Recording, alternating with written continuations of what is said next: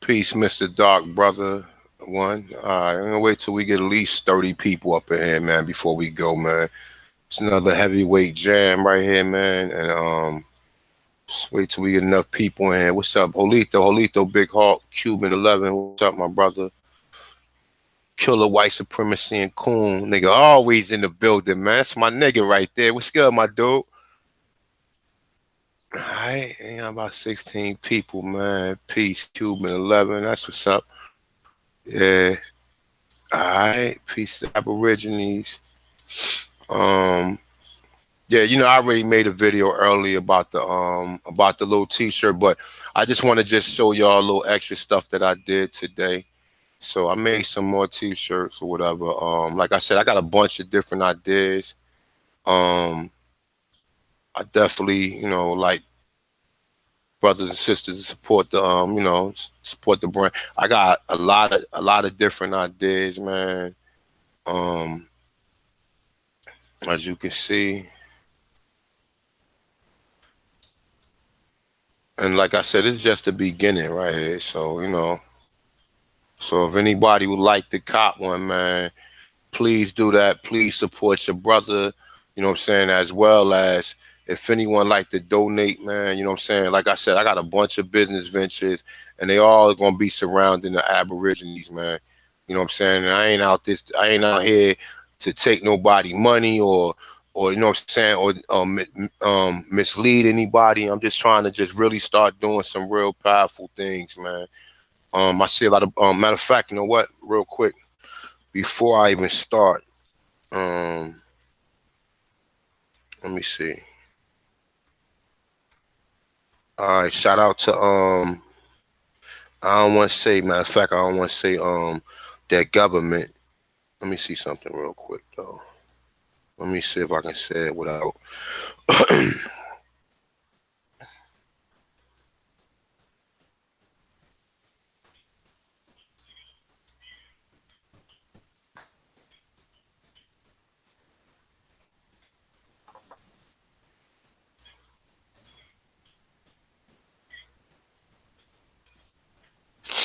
I'm gonna just say it like this. Shout out to LR for sending me the donation, $50. Shout out to MS for sending me donation, and shout out to DM for sending me the donation, man. I appreciate y'all. Thank you very much.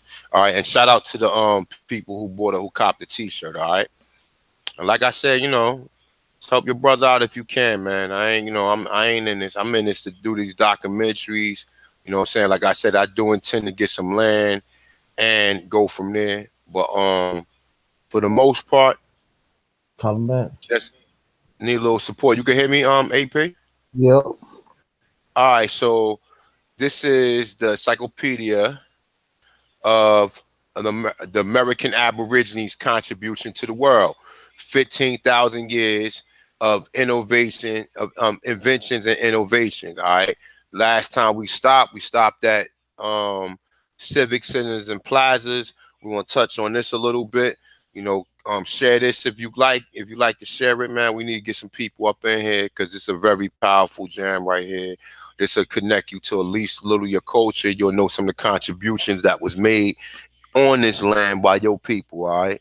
So with that being said, we're going to get right into it, all right? So We had civic centers and plazas. All right, so pre-contact Mesoamerican, South American, the Dean, North America, Southeast, and Southwest cultures. Many population centers throughout the pre-Columbian Americans were arranged around the main plaza or civic centers.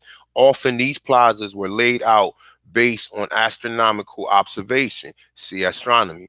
The Olmecs was the first great Mesoamerican civilization, which arose in about 1700 BC.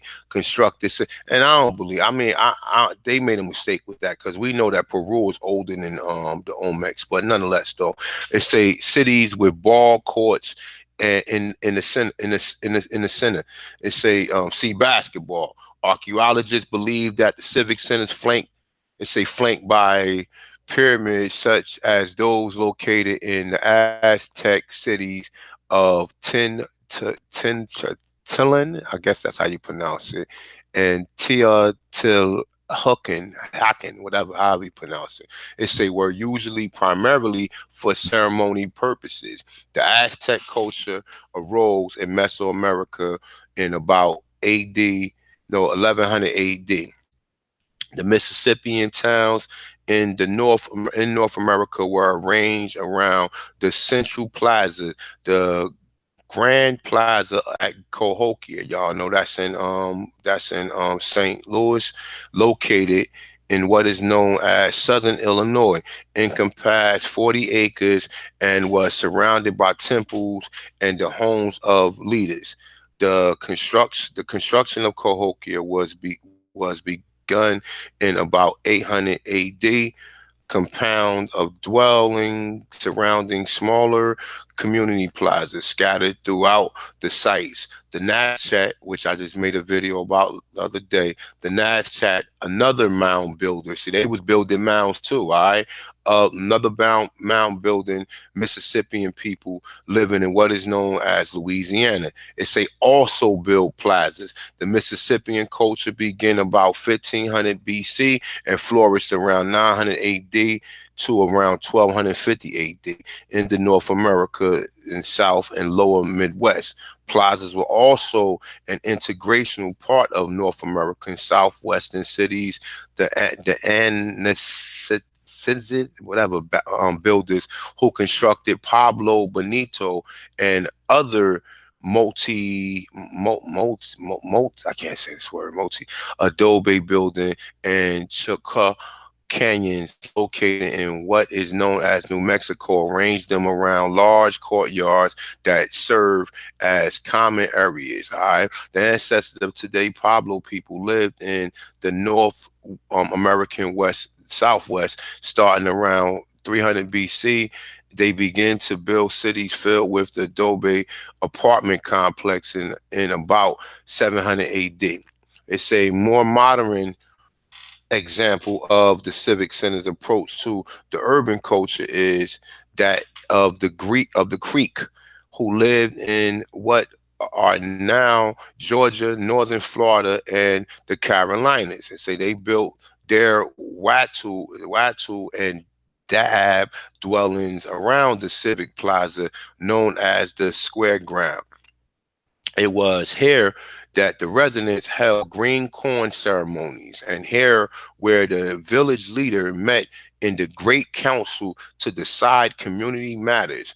In the summer, they would sit in the open, but in the winter, they would gather in a ceremonial townhouse located near the square ground. They called these townhouses Chakofis, round and with high cone-shaped roofs. Chakofis range from 30 to 60 feet in diameter. They say as many as 500 people could be seated on rows of a raised platform. These chairs resemble bleachers in the wintertime. They say townhouses provide shelter for the elderly or people who found themselves without a place to live. All right, so y'all see exactly how that was going down. Um, We're gonna go to the next one. All right, so you see Clambakes. This was something else that was done in North America, the Northeast. This is something that we don't think that the people over here was doing the clan base, but we know damn well the Europeans wasn't doing it because they didn't have these type of they didn't have shit like that over there.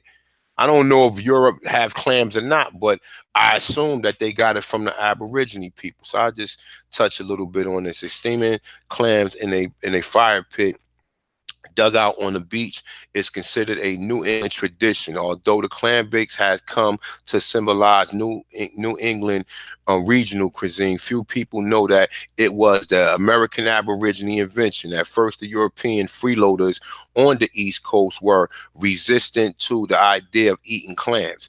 It's a believing that the seafood that was a regular part of the Aborigine diet was poisonous. All right. So you see that these people ain't get nothing. Everything that they bought or everything that they do today, they got from your ass. All right. So see classification plants. We got cloths. We got clothing fringed. All right. So fringes. Y'all know what fringes is. All right. And I also a couple of weeks ago, if you go back to the video that me, AP, and Jaguar did, we touched on the Miles, we touched on the Georgia Mayan connection. We also touched on the delicate stone, and also they talked about that the first Ten Commandments was found in the Americas. Now they just forgot to left that out though, huh? But cloven fringes, we're gonna get into that. All right, coca, you already know about that. Um, we go down. We're gonna go down some. Alright, codes, coca. We already know about coca. Alright, so codes. Alright, you want AP, where you at? I'm right here, bro. Alright, hold up, let me I got some notes. Let me go to my notes real quick. Yeah, we can definitely go in a little bit on the codes. Go Uh, ahead. You wanna read that? What? yeah, I go in codes. AD 1917 to 1945. A code is a system of symbols used to represent letters or numbers. Often codes are used to transmit information secretly during World War I. Choctaw soldiers in the United States Army 36th District and Division excuse me, who spoke their own language fluently were choosing to communicate with each other and in order to keep the messages they transmitted secret. From the Germans, at least one Choctaw soldier was placed in each field company. So yeah, man. Oh, you screen sharing? Yeah, yeah. Okay. I'm just slide down for you actually. If you want me to keep, I'll slide down a little bit. If you want to touch. All right, the Navajo, you can stay right All there. right, hold up. Which one you want to? All right, hold up. My bad. Go ahead. That's it. Yeah, the Navajo code takers served with the U.S. Marines on the Sapine in World War II. They landed with the first assault waves to hit the beach. Code takers could communicate secret informations in code, and that they developed based on their own language and transmitted the code to the English in 20 seconds. Other codes took hours to translate. Unlike the other codes, the Navajo codes were never broken by the enemy, and that's according to National Archive records at College Park. So what it's telling you is the Choctaw, who had already been using these war tactics and codes as binary codes implemented with the army that they fought into, protecting the regime, and they kind of let the regime know the codes that they was using previous to pre-contact. So, thanks to the Navajo soldiers, they was able to get a lot of jobs done, and That's what's up, man. be That's what's up. low key when dealing with them people, man. Yeah. So See, as you see, they got all that from us. The Marines. No, all you that. already know what the word Maureen means. So as you see, they got all that shit from over here. Everything. I mean, as we go through this, you will see that these Europeans are the biggest culture vultures. They are the biggest fucking thieves on the planet. You see calendars. They say many times when people need to rinse food, pasta, fruits, and vegetables, they reach for the calendar. Y'all know what a calendar is? That's like a it's like a bowl that has serrations in it, to where when Cola you Colanders. yeah, colanders. Well, we say colanders, but or we say what else? What else? My mother used to call that a colander. She used to call it something else, man. I can't think of it right now. But y'all know pretty much what calendars is. Everybody use a calendar. Everybody have one. All right. So you got colonial, Confederacy, community service. What?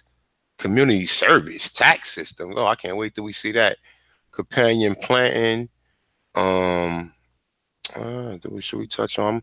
Matter of fact, I'll read a little bit of this. All right. So it's a companion planting, intercropping, pre-contact Mesoamerica, North American southeast, northeast, and southwest cultures. The Mayans who culture arose in Mesoamerica about 1500 BC, practiced companion planting, the practice of cultivating different crops together in the same plot. It say in North America, the people in the southeast and northeast and southwest use this technique as well. Throughout the Americas, Aborigines frequently planted corn, squash, and pole beans. You know what pole beans is? That's like string beans. So it say in the same hill on the on a midden or group them together. It say in the flat field. It's planting several types of crops together, not only minimize yield, though efficient land use, but also foster better growth because the plants complemented each other. All right. So when people talk about how the carrot is a hybrid, you know what I'm saying, and carrot is mixed with the wild yam, and I believe that's the what's the white a parsnip. A parsnip is also a carrot, but it's a different kind of carrot. It's not. It's a white carrot. So I heard that they twisted the parsnip and the wild yam together, and that's where they came up with the carrot. So, all right, so that's that. So we're gonna keep it moving. We got compulsory education. Um, we ain't gonna touch on that. We keep it moving on that. Compasses though. I'm gonna touch on compasses. Yeah, we can do that. I'll touch on Uh, that. go ahead. Compasses. You screen sharing? Yeah, you can say it, Uh, right? yeah. I'm looking at my screen actually. Oh, okay, all right.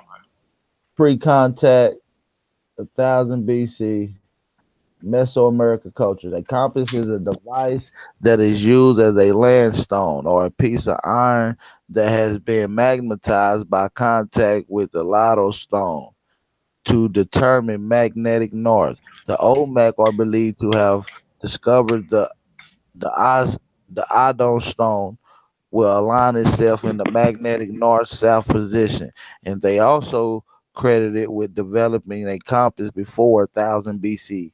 Olmec civilization arose in the Yucatan Peninsula, what is now Mexico, in 1700 BC.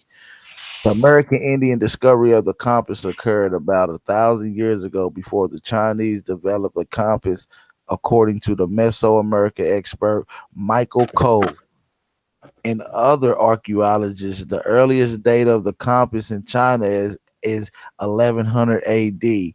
Western Europeans did not use them until 1117 AD. Co-founder and oblong groove magnetic base during the archaeology dig, excuse me, in San Lorenzo in the Yucatan Peninsula of what is now Mexico in 1967. Believing this evidence, hold on, let me see where I gotta go. Believing this evidence and engage in the other tasks that would be prepared for them to respond and responsibilities that are expected to soldier the adults. In South America, the Inca, where the empire was established in Peru, what is now 1000 AD, also had compulsory schools. Hold on. Oh shit. So I No, you think on I the wrote wrong. I'm Yeah, with it's you. at the top right there. It say Okay. Okay, educated the old Mac. Let me go back to where I was. My bad. I apologize, y'all. All it's all right, I'm good, gonna bro. start right here. Believing that the evidence indicate that the old Mac was using magnetized compass and has tested the theory by placing the lotto stone on a piece of cork lard enough to float. And when he placed the cork in the water, it consistently pointed the west of the magnet north. He next turned the limestone upside down and consistently pointed the little east of the magnetic north. Further significant experts performed 6 years later confirmed that a simple compass was probably made and used by the Olmecs. Hmm. So it's telling you that the Olmecs are the first. They cannot find any evidence earlier than the Olmecs, what they found in Olmec territory with the compass. Even the Chinese haven't had it before. As a matter of fact, we got it a whole 2,000 years before the Chinese even is supposedly to have the magnet. So yeah, man, we on top of it. Came from the Olmecs. Can't deny it. And like I said, that's backed up by the National Archives. Published. Arthur Michael D. Cole, Richard Dow, and the book is named Mysteries of the Ancient America and the Archaeology of the San Lorenzo Peninsula, Volume 1. So check us out, y'all. That's what's up. So I'm gonna go on concrete, right? So concrete is 300 BC to 300 AD. Mesoamerican cultures. It's a concrete, a mixture of sand and gravel, lime and water is used in construction projects, including buildings and roads. Because of the lime, the concrete is more durable than adobe. It say the Maya, who culture arose in Mesoamerica about 1500 BC, are the first indigenous Americans to make concrete, inventing it independently of the Egyptians and the Romans. It say during the late pre-classic period, it say of their cultural development, which lasted from 300 BC to 300 AD. The Maya used concrete as a mortar or an adhere block to each other. It say and plaster and stucco. It say a thicker version of plaster to cover stones adobe surface in their masonry projects and their art. It say they called the plaster, what's that, sab, something like that. All right, so it say the Mayans used stucco in their sculptures as well. All right, so it say see stone masonry techniques. See, we already told you that the Masons came from here. The Masons came from here, man. I'm thinking all that shit when they talk about the pyramid, when they talk about what's the story they tell you about the Masons, man, the temple that was being built. Damn, it's slipping my mind right now. But I believe it was over here. Solomon's temple. And they say it was three Masons or whatever. You hear the story or whatever. But I believe that the Freemasons, all that shit came over, all that shit was all over here. All right. So I'm gonna continue. So you see they got hair conditioner. They ain't really elaborating until you go down to conditioner, consensus management. Sorry about that. I read a little bit. It's management by consensus is a practice of making decisions based on general agreement or of the group. Many businesses leaders in the late 20th century believe this form of management is an enlightened one because it results in workers having a vested interest in the corporate policy. However, the Aborigine tribes throughout the North America practice management by consensus. All right, we're gonna go down. Right. Conservation water. So you see conservation. Um, this is what I want Where to you going touch on. about the poem? Huh? What you gonna go to? Yeah, I'm going down. But I ain't passing none of this right here. I just was touching right here on the we're gonna see this when we go to Iroquois Constitution and see the United States Constitution. All right, so it's a Constitution, Iroquois, and the U.S. Constitution. All right, we're gonna definitely touch on that. All right, this is not nothing that's important, but we got corn, we well, got it's not contraception. You want to touch on the birth control? nah, we ain't really got to because we it was several different methods that we did. We did oral conceptions and we did what we call physical traces or testing. What they would do is put a small uh necklace around, a very thin necklace around your thyroid gland and put it tight as they can. And if your thyroid, if you was pregnant, your thyroid gland swells, it will break the necklace. That's how they will tell back so far. But I'm pretty sure it's different methods on that we can get into. But yeah, we can definitely touch on the corn though. You know what? Let me touch a little bit on this because I see something interesting. I want to. But matter of Yeah. fact, we can touch. I'm gonna just read like at least the first paragraph. So it say oral contraception are substances taken by mouth to prevent pregnancy. They work by suppressing ovulation. It say North American Aborigines were using the oral birth control in the 1700s. It say more than 200 years before Western medicine invented the birth control pill. It's a John Lawson who wrote the history of North Carolina in 1714 told his readers that the Aborigines living here have the art of destroying con, conception, conception. The indigenous people of North America discovered birth control independently from the Egyptians. See, none of this shit, none of all the science we got, they always try to say that we got from the Egyptians. No, it's a independently. That means that, like he said, it was a civilization flourishing at the same time that they was flourishing. Well, you could touch on this real quick, brother. Go ahead. Matter of fact, you know what? I'm about to mute my mic. Let me run to the bathroom real quick. Go ahead. But build on this and just keep it moving. Just let me know where you at when I come back. You heard me? AP. Yeah, I heard you. I Yeah, think. absolutely. I could definitely go in. But Jag, you can go ahead and go in since you're just coming in. Peace, Okay, brother. yeah. All right. There you go, Jag. Go ahead.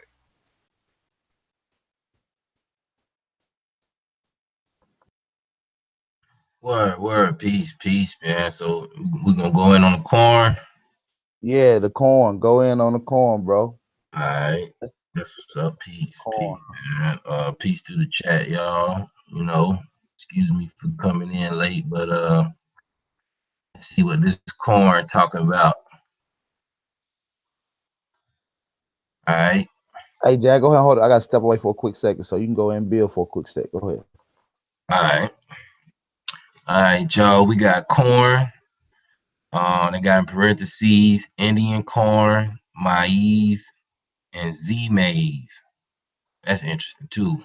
We got 8,000 to 7,000 BC, North American Southwest, Northeast, and Great Plains, Mesoamerican, Circum-Caribbean, South American, and Andean cultures. All right, y'all.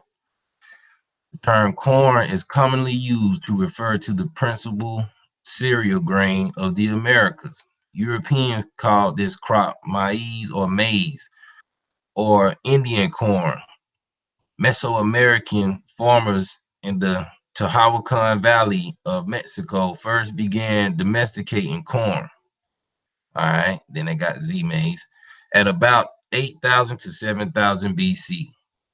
Although some modern ethnobotanists believe that the ancestor of corn was a type of wild corn that is now extinct, most think that American Indian agriculturalists cross-pollinated and saved seeds from a wild grass called teosinte or Z mexicana, which grows in the Sierra Madre of what is now Mexico. Teosinte bears seed that can be ground into flour or popped like popcorn. Corn, as Americans know it today, came about because of the American Indian practice of plant seed selection. A revolutionary agricultural development that transformed the world. Mexican anthropologist Arturo Warman calls corn a cultural artifact because it is a species that does not grow in the wild and can only survive if planted and tended by human beings. The deliberate creation of corn, which requires extensive weeding and watering to flourish, led to terrace farming, which says sea farming, okay, and the building of irrigation canals throughout Mesoamerica and the southwest of what is now the United States. American Indian domestication of corn helped the Mississippian cultures to flourish along the riverine bottomlands of what is now the United States. In addition to the Iroquois and other forming tribes of the eastern woodlands, although it served primarily as animal feed in some areas of Europe, eventually corn greatly improved nutrition. As caloric intake increased, rapid population growth occurred, according to author Jack Weatherford. The oldest surviving entire ear of corn, which is dated 5000 BC, was found by archaeologists in the Tehuacan Valley of Mexico. But the plant was domesticated in several other areas of Mesoamerica as well. The first corn that American Indians grew had small ears that contained only 6 to 9 kernels per cob. Dang. By 3000 BC, more varieties had been developed, and corn had become a dietary staple for the people of Mesoamerica, along with beans and squash. Maya, who lived in Mesoamerica beginning about 1500 BC, learned many ways to use the corn plant. The leaves contain a large amount of sugar, and the Maya used them as the first chewing gum. Man, that's amazing. They ate immature corn as a fresh vegetable. The dry, mature kernels of corn were ground into flour, parched, or popped, which they see popcorn. Eventually, corn would make up 80% of the Maya diet and become so central to the culture that the Maya creation stories tells of the first people being made from corn. At the same time that corn cultivation spread southward into South America, maize seeds were brought northward to the American Southwest by about 1500 BC. Okay, farmers in the Southwest were cultivating corn. By 300 BC, Southwestern farmers had used seed selection in order to adapt corn to corn growing in climate conditions throughout the arid regions. Corn seeds were brought into the Mississippi and Ohio Valley floodplains about AD 200, but remained a minor crop for eastern farmers until about AD 800. By the early 1600s, Indians near Lake Erie and Lake Ontario grew corn both for their own consumption and as a trade commodity. The Huron, who depended on agriculture to meet 75% of their nutritional needs, grew enough in vast fields each year to provide a 2 to 4 year surplus against potential crop failure. That's major right there. That's Mohawk, it. Mohawk, who stripped corn husks from the dried cobs with a wooden peg, used every part of the corn plant. Husks were used to make moccasins, mats, and baskets, while medicine was stored in hollowed out corn stalks. By the time Columbus landed in the New World, Indians in Meso and North America had created more than 700 varieties of corn through crossbreeding and seed selection, and they were growing it from the Andes Mountains to as far as picture right there. They say to as far as what is now Ontario, Canada. These varieties included the types of corn still grown today. And then you see it's got popcorn, flint corn, flour corn, which I'm pretty sure that's like the, tortillas, dent corn, sweet corn, you know, y'all know about all them, man. Pretty much. Uh, it's pretty long. So if you want me to keep going, I keep going. It's got a lot of history in here, man, on this corn. They say in 1492, two of Columbus's men were the first Europeans to see maize. They returned from the interior of an island in the northern Antilles Antilles with a grain that the Taino who live in the Caribbean called maíz, which meant source of life. The sample the sailors brought their captain had been baked, dried, and turned into flour. Columbus noted in, the find in his journal, remarking that it was well tasted. Europeans who referred to many different types of grain as corn and who had never seen anything like this new one called it maize. English speakers spelled it maize with an E, but were soon referring to it as Indian corn rather than by its Taino name. When Carl Linnaeus, the Swedish botanist who developed today's binomial classification system, devised a name for maize. He used a combination of the Taino name and its translation into Greek in order to come up with the genus and species of the plant. Tribes throughout North and Central America had different names for corn, many of which can be translated as our mother or our life. That's deep. And in Nahuatl or Nahuatl, the Aztec language, corn was called century. The Aztec, whose empire was established in Mesoamerica about AD 1100, believed that the god Quetzalcoatl, the feathered serpent, turned himself into an ant to steal maize as a gift for humans. That's crazy, right? That's neat. At first, okay, at first, the Europeans considered corn a botanical curiosity to be planted in the gardens of the wealthy, but later they tried eating it. From Europe, corn spread to Philippines, where it was known in the 1500s, and then to Africa and Asia. Okay, then, so you got some shit right there. It said it didn't from Europe, corn spread to the Philippines, where it was known in the 1500s, and then to Africa and Asia. Okay. Wow. Let's hold up.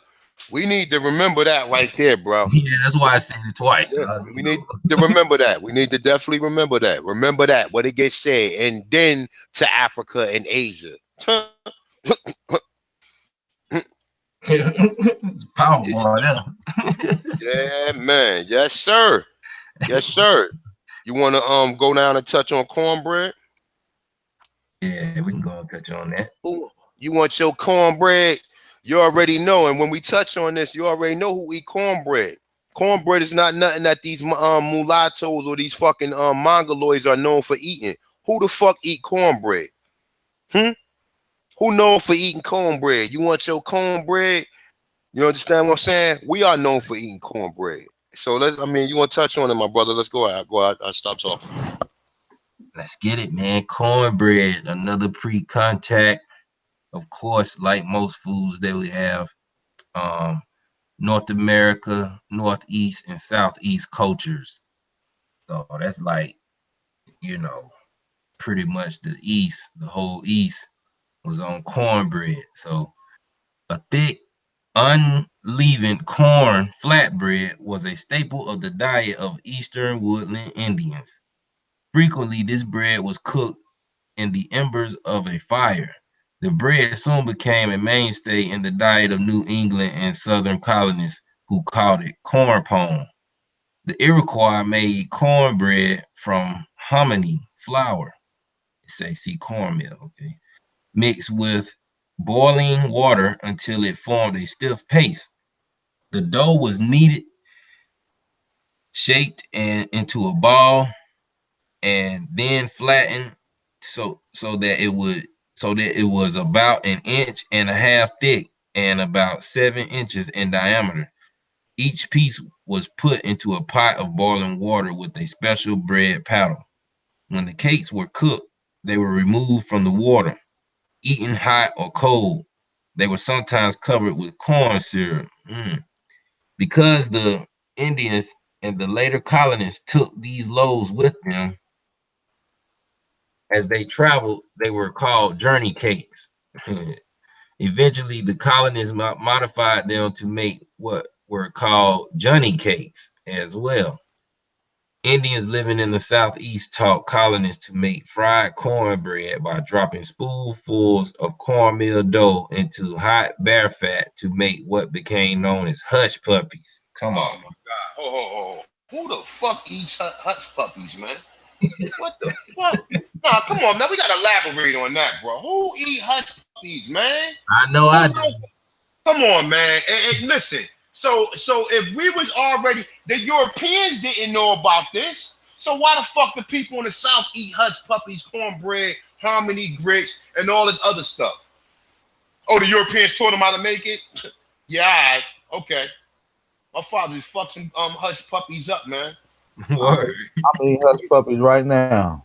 Bro, oh my God, see, With the onions and some peppers or something off in the Yeah, bro, so bro. That's what I'm trying to say. Like, come on, man, this is us all day, every day. Ain't no European teach you how to make it. But go ahead. I digress. Go ahead, my brother. Y'all want to do the cornmeal? Of course, we need to do the cornmeal. Before we even touch on the cornmeal, y'all already know who eat corn, who make fish and batter fish with corn. we do. I know my Exactly. people do. Still to this day. So we learned that from the Mongoloids, right? It don't make no sense. That's what I'm trying to say. It don't make no sense. If you can't see your culture in this, then I don't know what to tell nobody. But go ahead, my brother. Word, man. Because I mean, man, this right here is the simple stuff. You know what I'm saying? They always say pay attention to the simple stuff. And I know cornmeal is used a lot in Africa too. So we see right here we got cornmeal, grits, hominy grits, pre-contact. North American, Northeast, and Southeast, Mesoamerican, South American cultures. All right. Grinding hard kernels of corn into fine pieces makes cornmeal. Indigenous cooks of Mesoamerica and the Southwest ground corn or maize by rubbing a handheld stone that the Spaniards would later call a manage or a manoj over corn heaped on a flat stone called a metate, a mitate. Unlike modern cornmeal eaten in North America today, this had been soaked in a mixture of water and ashes or ground limestone, dang, so that it was more like grits or hominy grits than the cornmeal sold in stores today. This process called nixtamalization prevented pellagra, a niacin deficiency. First, the Maya and the Aztec used a finely ground cornmeal or corn flour to make tortillas and tamales, and also used cornmeal to make atali or atole, a thin gruel, and pozole, a soup or stew. The Aztecs started their day with a breakfast of maize porridge, sweetened with honey, or spiced with red peppers, say also chilies. Maya culture arose in Mesoamerica in about 1500 The Aztec Empire was established in the same area in about AD 1100. And I'm gonna tell you right now, man. Even when I was, studying Africa, man, we got a village down here in Beaufort, man, the Oyotunji village, and every morning they eat porridge. So I'm just saying, this is our stuff has been spread all across the globe, man, and we seeing where it's coming from. But grits is the generic term applied to a gruel made from coarsely ground corn. In the United States, the word usually means ground hominy, corn that has been treated by soaking in a solution of lye in order to soften it and make the amino acids more readily absorbed by the body. The Choctaw of Mississippi boiled ground hominy and called the resulting gruel tafula. It was made by soaking the corn long enough to loosen the hulls and then winnowing the grains in a basket. The winnowing continued until each kernel was broken into 3 or 4 pieces of grits. These were boiled in water in which wood ashes had been soaked in order to provide the lye to release the amino acids. Porridge made from hominy grits became a staple of the Southern colonial diet and remains an important part of the regional cuisine of the American South today. In the American South, cooks also make hush puppies from cornmeal or corn flour. Indians of the eastern woodlands also made meal by pounding corn that had been soaked overnight in wood ashes and water to soften it. The pounding took place in an oversized wooden mortar made from a tree stump. Dang. They tied a heavy wooden pestle to a nearby sapling that served as a spring pole, which served to help lift the pestle. The resulting cornmeal was used to make samp, a corn, bean, and dried meat porridge that soon became a central part of the colonial diet. The colonists, who substituted salted beef for the dried meat, copied the design of the American Indian samp pounder and often installed a communal samp pounder in the central squares of their villages. Colonists used cornmeal in a number of dishes. These included mush, also known as hasty pudding or Indian pudding, one variation of which is sweetened cornmeal custard that is baked and eaten with a spoon. Corn dodger, a cake that is fried, baked, or boiled as a dumpling. Cornbread and corn muffins. That's all us, bro. I'm Word. saying, look, that's why That's that thing right there that they're talking about. I hope y'all Aborigines appreciate this, man. We can just send you the PDF and let y'all read through the book, which most of y'all probably gonna read through it yourself anyway to see the stuff that we overlooking or we going past. But for the most part, man, you should definitely. This is class, man. Nobody else doing this. I mean, it's a couple of brothers that is doing stuff like this or whatever. Most of y'all out right now on Saturday night doing a 2-step and turning it up. You know what I'm saying? We in here holding class, reading our culture, man. So I hope y'all appreciate that. All right. So we're gonna let me see. We're gonna go down. And see, they always try to throw one of these mothers. These are not fucking Indians. These look like Europeans. So I mean, they like Europeans or Spaniards. So we know that they're not Indians. Come on now. All right. So we're gonna pass the corn person. Let's go to cotton. I'll touch on cotton if y'all want. Where AP at?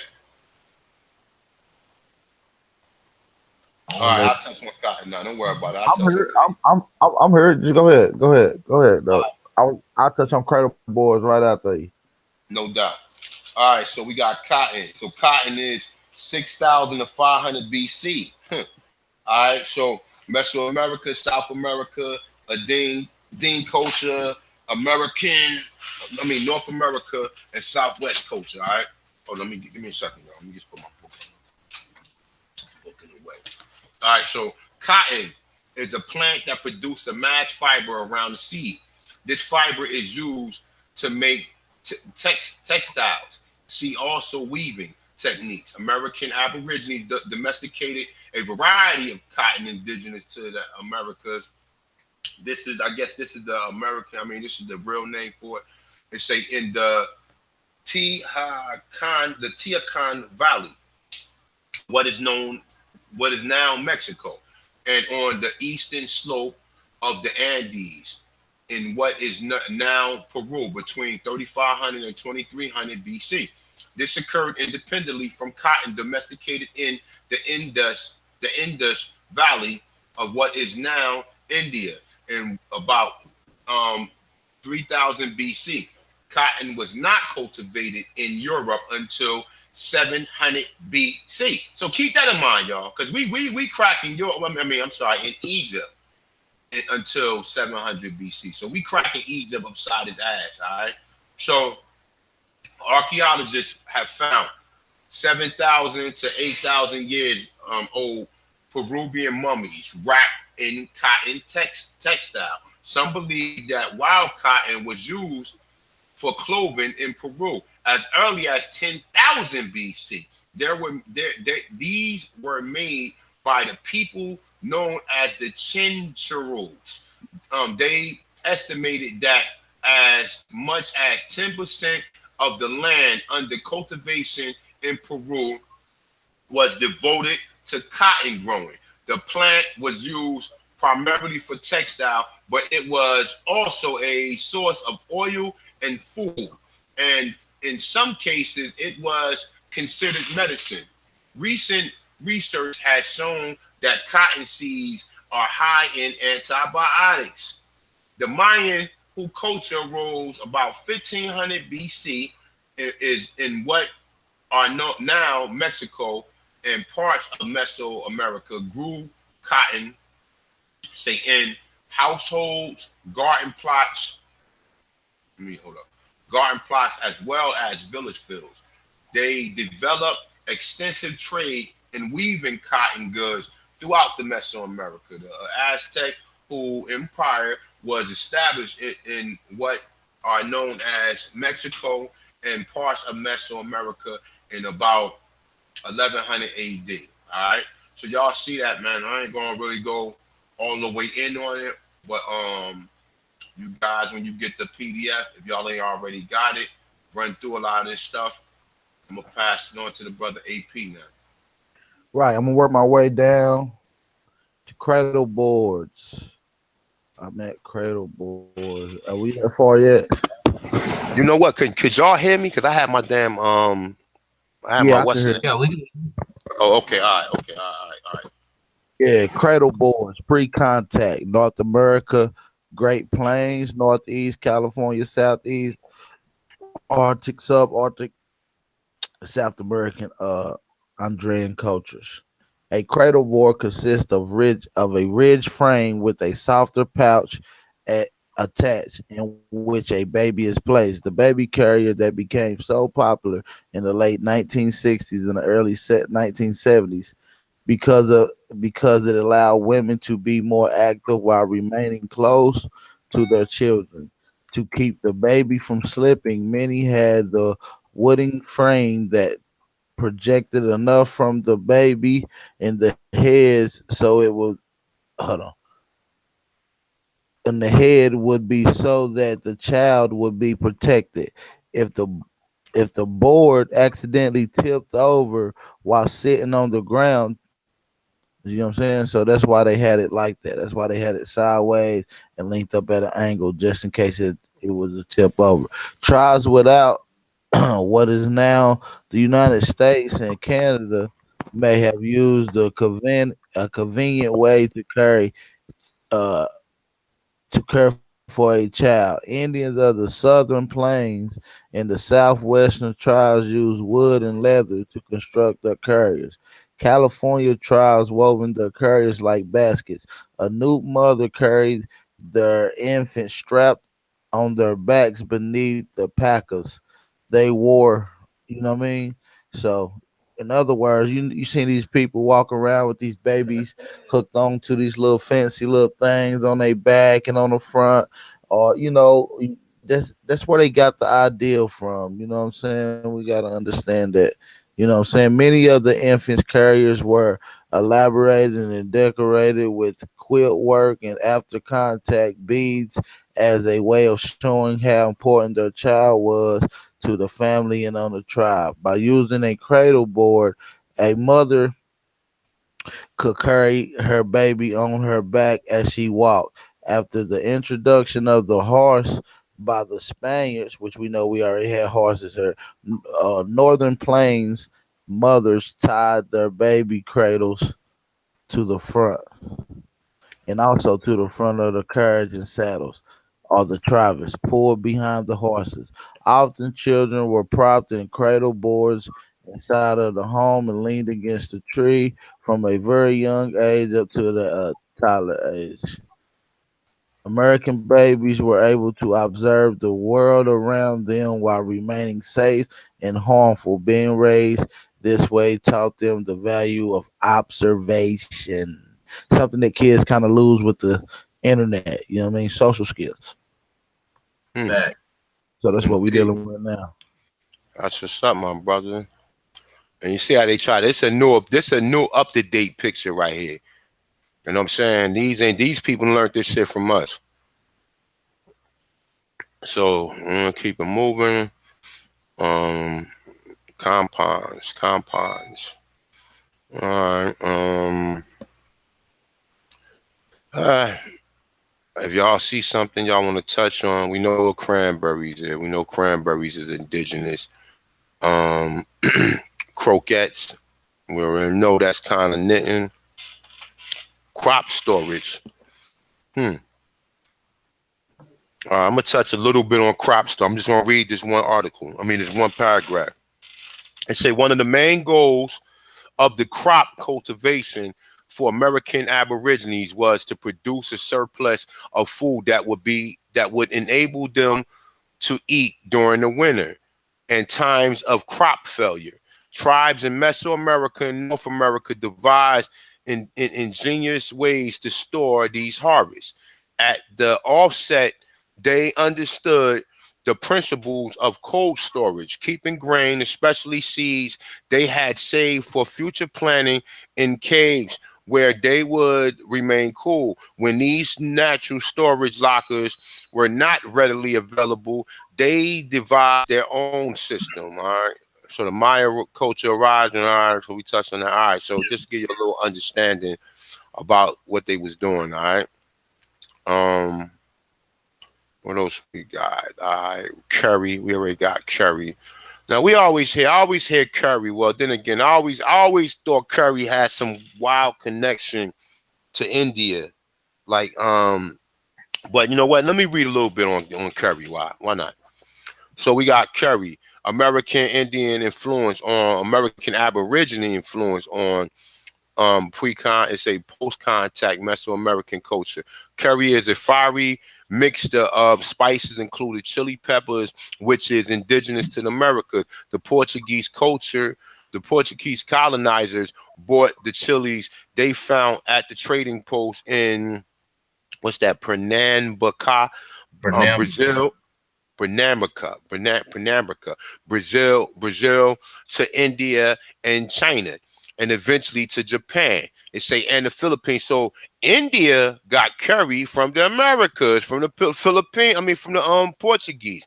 It say though their colony at Goa. It say on India's west coast, although East Indians were making curry dishes before this time. Soon after tasting chilies, they added the ground pepper to their curry powder, which already contained black pepper and ginger. Right. Interesting. Right. Um, I want to touch okay. on Curare. Curare Well, that's before we go on just a cool. little bit. Go ahead. Unless you want to touch on it, yeah. Not you. If you want to read, I was just telling you is Curare. Curare. Go ahead and go on in on Curare. I was looking at it. It's pretty interesting. Okay then. Curare, okay, pre-contact South American tropical forest, Caribbean cultures, okay. Curare is the Portuguese and Spanish version of the Carib word curare or curare, the name for the vines that produce a chemical that American Indians use in warfare and that is used in modern medicine as a muscle relaxant. Hmm. American Indians extracted curare from Strychlinos toxifera, a woody vine of the Condodendron genus, and similar herbs that grew throughout the Amazon jungles. The Indians cooked the plants that contained poison and used the resulting gum to coat the tips of their weapons. Oh, that's major. The secret of these plants remained a mystery to non-Indians until 1807, when German baron and naturalist Alexander von Humboldt is credited with discovering the source of curare. The first European invader to die from curare poisoning was a member of Francisco de Orellana's party while they were seeking El Dorado, a mythical city of gold. What they found was the Amazon River. When the Indians of the area discovered the European intruders in their homelands, they defended themselves.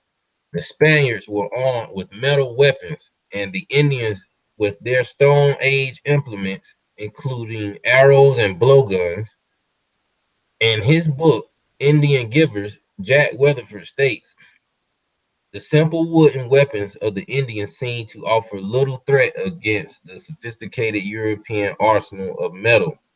The Indians may have appeared to be a minor inconvenience to the invaders, but they possessed something that would level the playing field, curare. Even though Orellana's men received a minor wound from a small projectile, he died quietly and quickly. Major. The tip of the arrow had been dipped in curare. Curare is harmless when taken orally. However, it is lethal when it enters the bloodstream through a break in the skin. It works by blocking the electrical impulses traveling along the nerve cells that cause the muscles to flex or extend. Once the muscles that control the lungs stop working, death by suffocation results. Modern medicine uses small dosages of curare for surgical purposes because it provides complete muscular relaxation without the use of excessively deep anesthesia. They see also anesthetics. Okay. The derivative form, the derivative form in which curare is administered medically today is called tubocurarine chloride. It is used in abdominal surgery, including gallbladder and stomach operations, and for hysterectomies, as well as thoracic surgery and tonsillectomies. That's major. Let me go up. Finish this. This curare is also used to treat tetanus or lockjaw, a disease that is caused when the exotoxin Clostridium tetani, a highly toxic byproduct of the tetanus bacteria, causes involuntary, sudden, and severe muscle spasms, including contraction or cramping in the jaw and throat muscles, as well as other voluntary muscles. Prior to treatment of tetanus with curare derivatives, most tetanus victims died from the disease. Today, the death rate is 30%. Hmm. That was major. Yeah, man. Hell yeah. Hell yeah. And you know, even though they had all them metal weapons, they couldn't, man, like they say, a Right. small scratch, you dead. Right. And what it's showing you is that we had an acute uh education on chemical or chemistry and how you can eat it orally, but once it intakes in your bloodstream or scratch skin, it's lethal. And so yeah, man, it just shows how dedicated we was to our surroundings and how observing we was to our surrounding. Maybe due to just being, how we was raised, like the cradle boards, that you would be able to observe nature and soak in the information it's trying to give to you. So yeah, man. Now we starting in the D's, man. So we see Dallas, which is a flower Yeah, that the is being dahlias. Yeah, used, which is now still being used at the royal weddings today over there in Europe. I'm gonna go over here to debridement. Debridement. The remove, huh? debridement. Debridement. Excuse me. Apologize for that. Pre-contact. Mesoamerican, North American cultures. Debridement. The removal of dead, damaged, or foreign tissue from wounds, which was practiced by pre-Columbian Aztec physicians, as well as those of North American tribes. This technique, which is still being used in modern practitioners, has been used by modern practitioners today. Increase the speed at which wounds heal. Indigenous doctors use several methods to perform uh, abridgment. Am I saying it right? Abridgment. You good? One of these was applied with white cotton bandages to the wounds and to change them daily. Sometimes they pack the wound with eagle down and the contents of a puffball or a spider's web. Changing these dressings also removed scabs from the wounds and allowed it to heal faster. Irrigating the wound, flushing, and without fluid by using a syringe.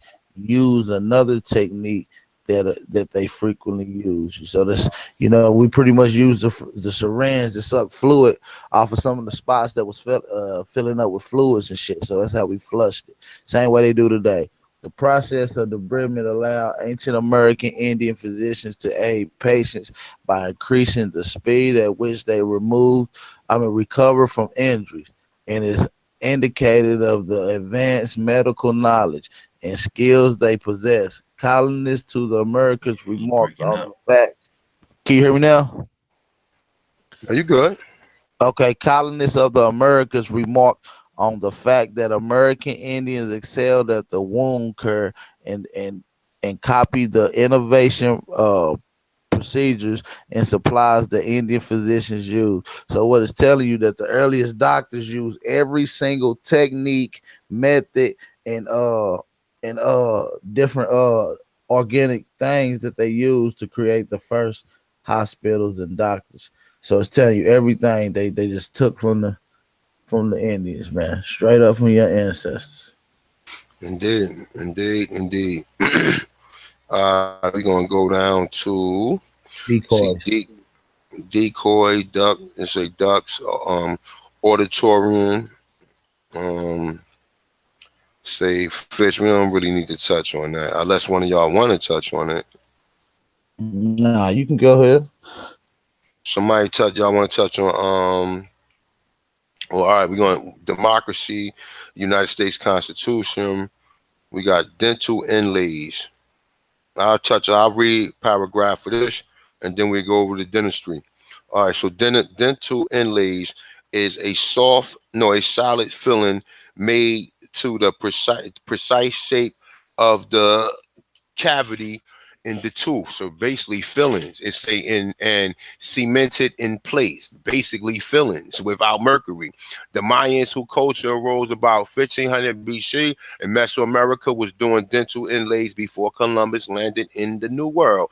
They used jade for the inlays as well as jet gold and himmenate. Say and turquoise. Sometimes these inlays were set into whatever, man.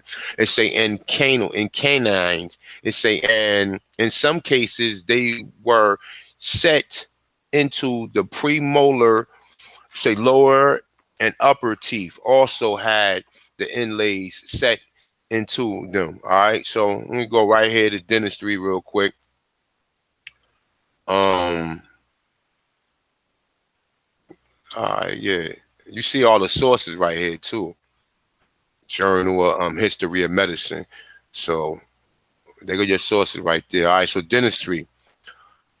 1000 BC. All right, so Mesoamerican culture, dentistry is a field of medicine that focus on the diagnosis and prevention of disease of the teeth.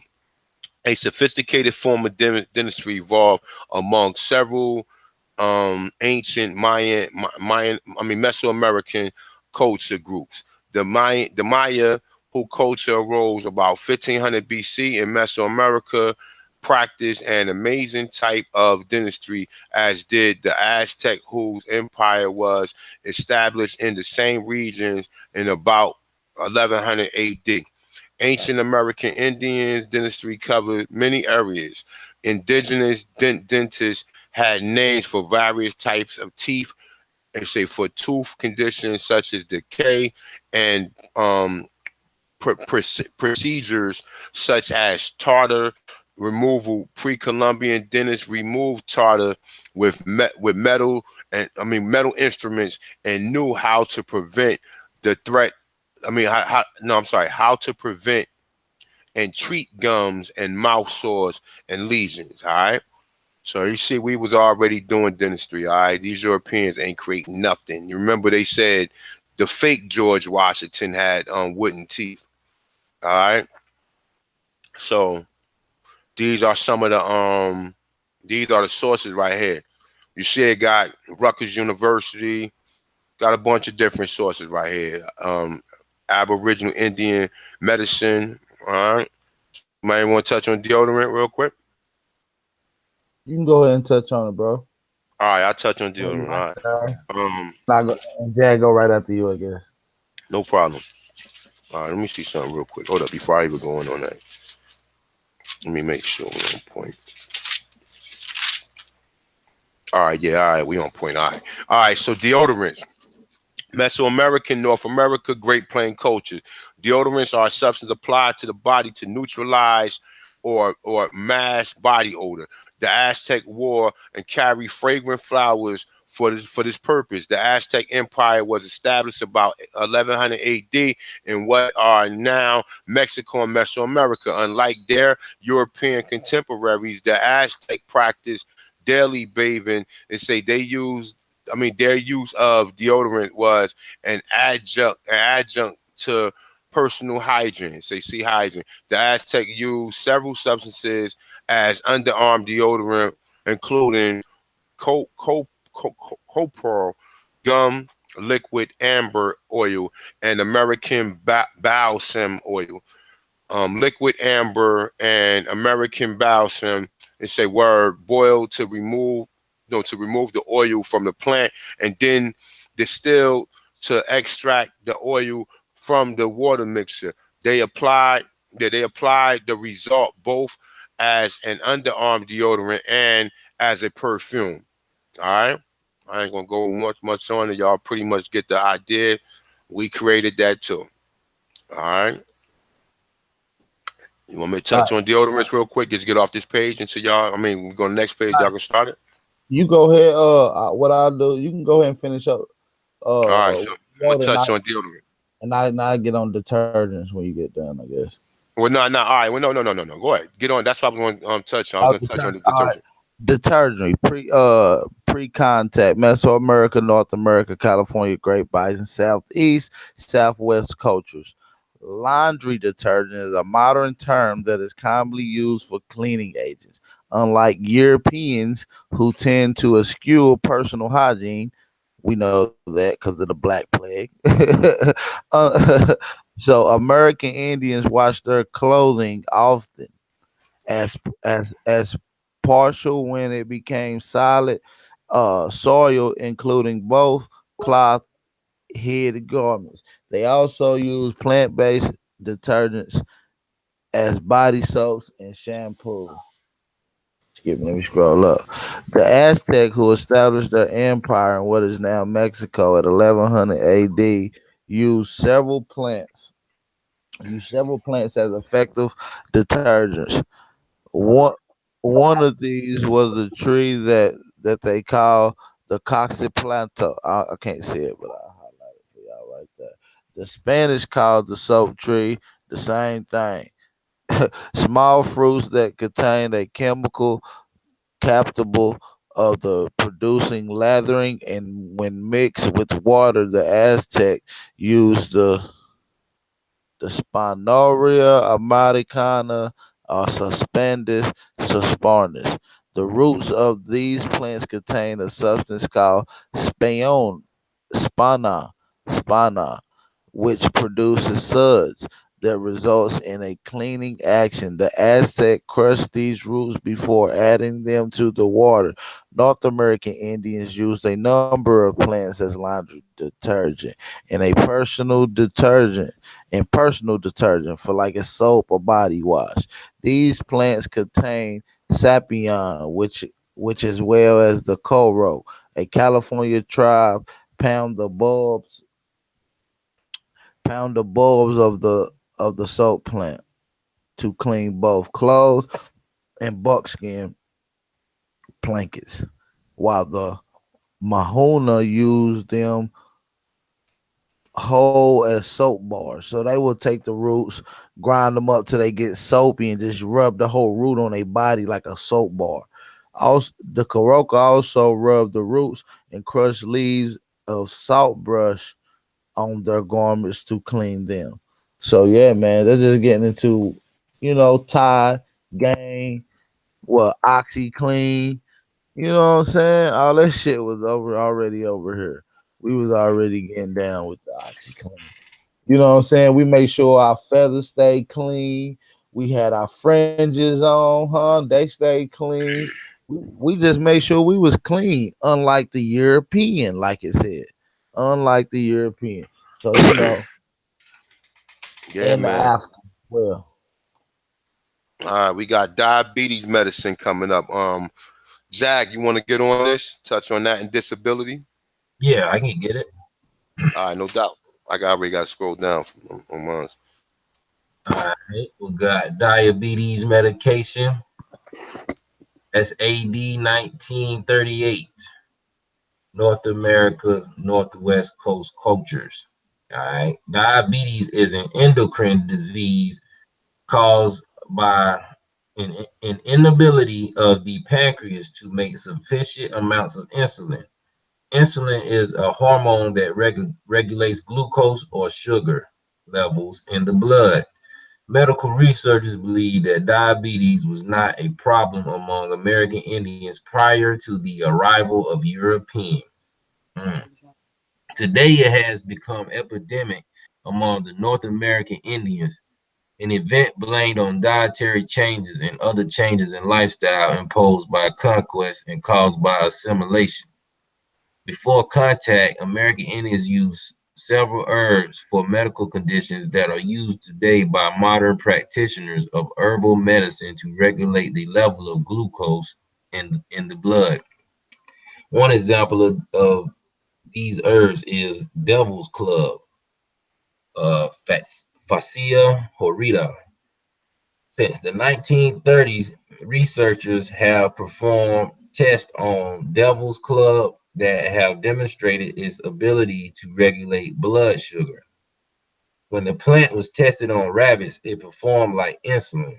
In 1938, a Canadian physician learned that the American Indians of British Columbia had been using Devil's Club for the control of diabetes for many years. Mm.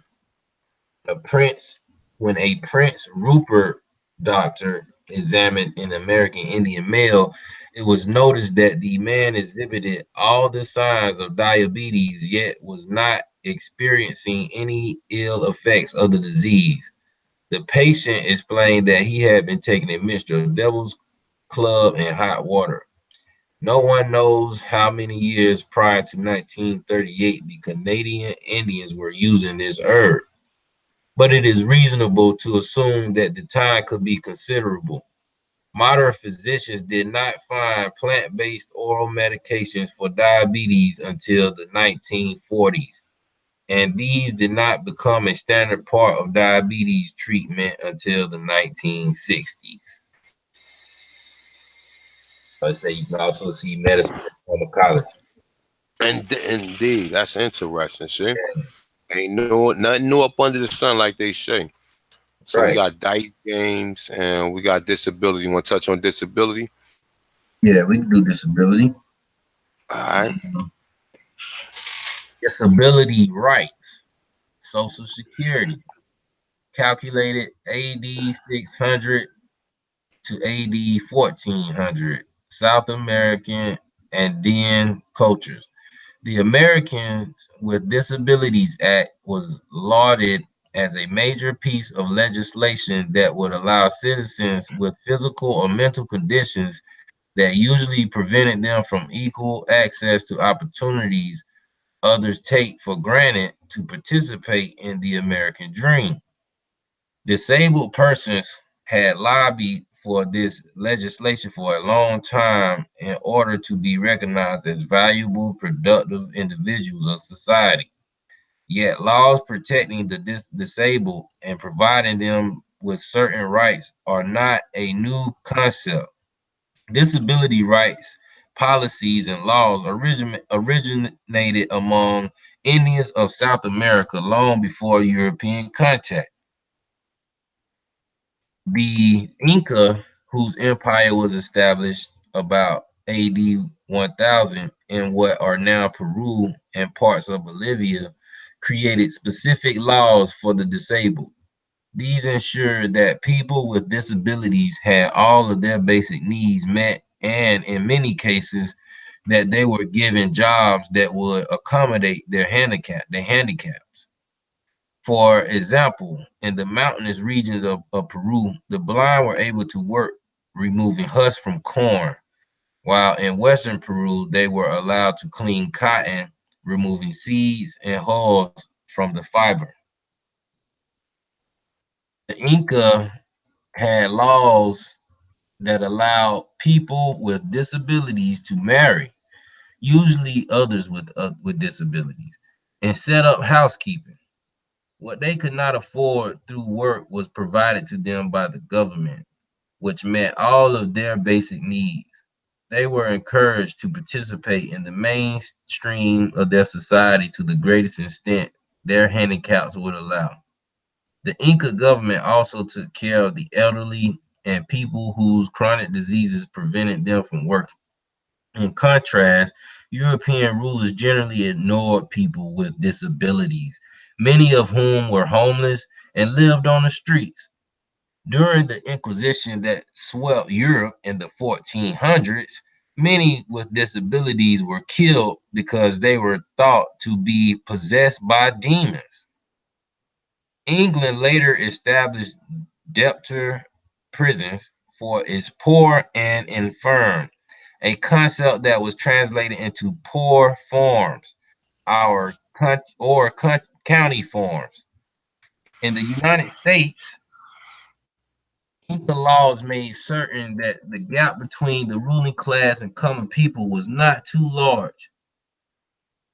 They required that the wealthy were to feed the people in their districts 3 times a month, work in their own gardens, and not wear lavish jewelry or clothes too often.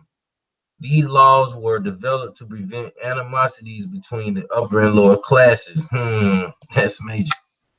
In North America, the Indians did not have specific codified disability rights and laws, but people with disabilities were allowed to participate in society and often held special places in the tribe. Their contribution to society consisted of teaching, entertaining, and maintaining civic consciousness, since it was believed that disabled people were more empathetic and understanding.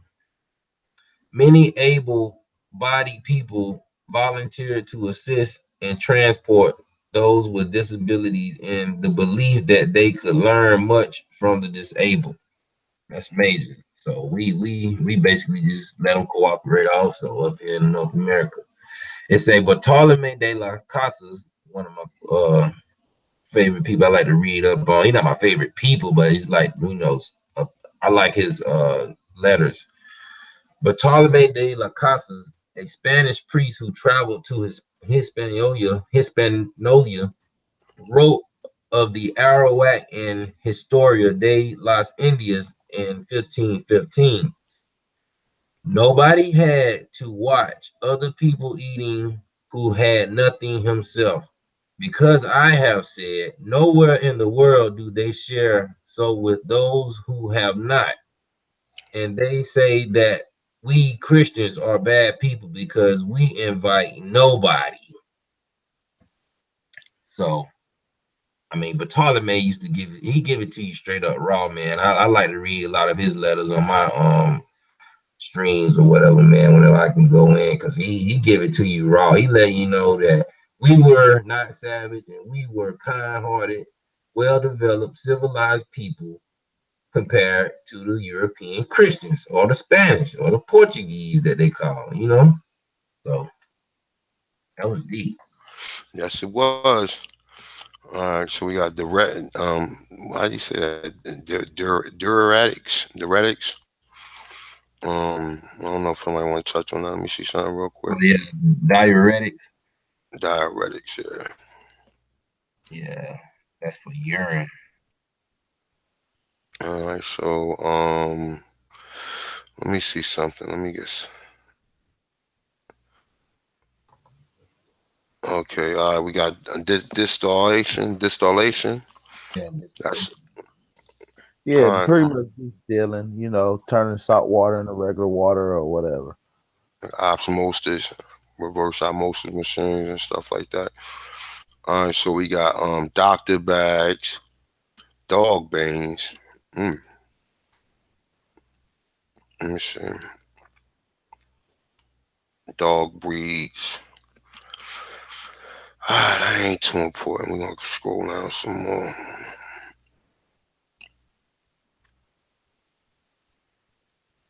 Yeah, for Yeah, the so most. dog sleds, we Let me got see. dog sleds, we got dome houses. Dome houses. That's where they get the monolithic. You ever see the monolithic houses? AKA igloos.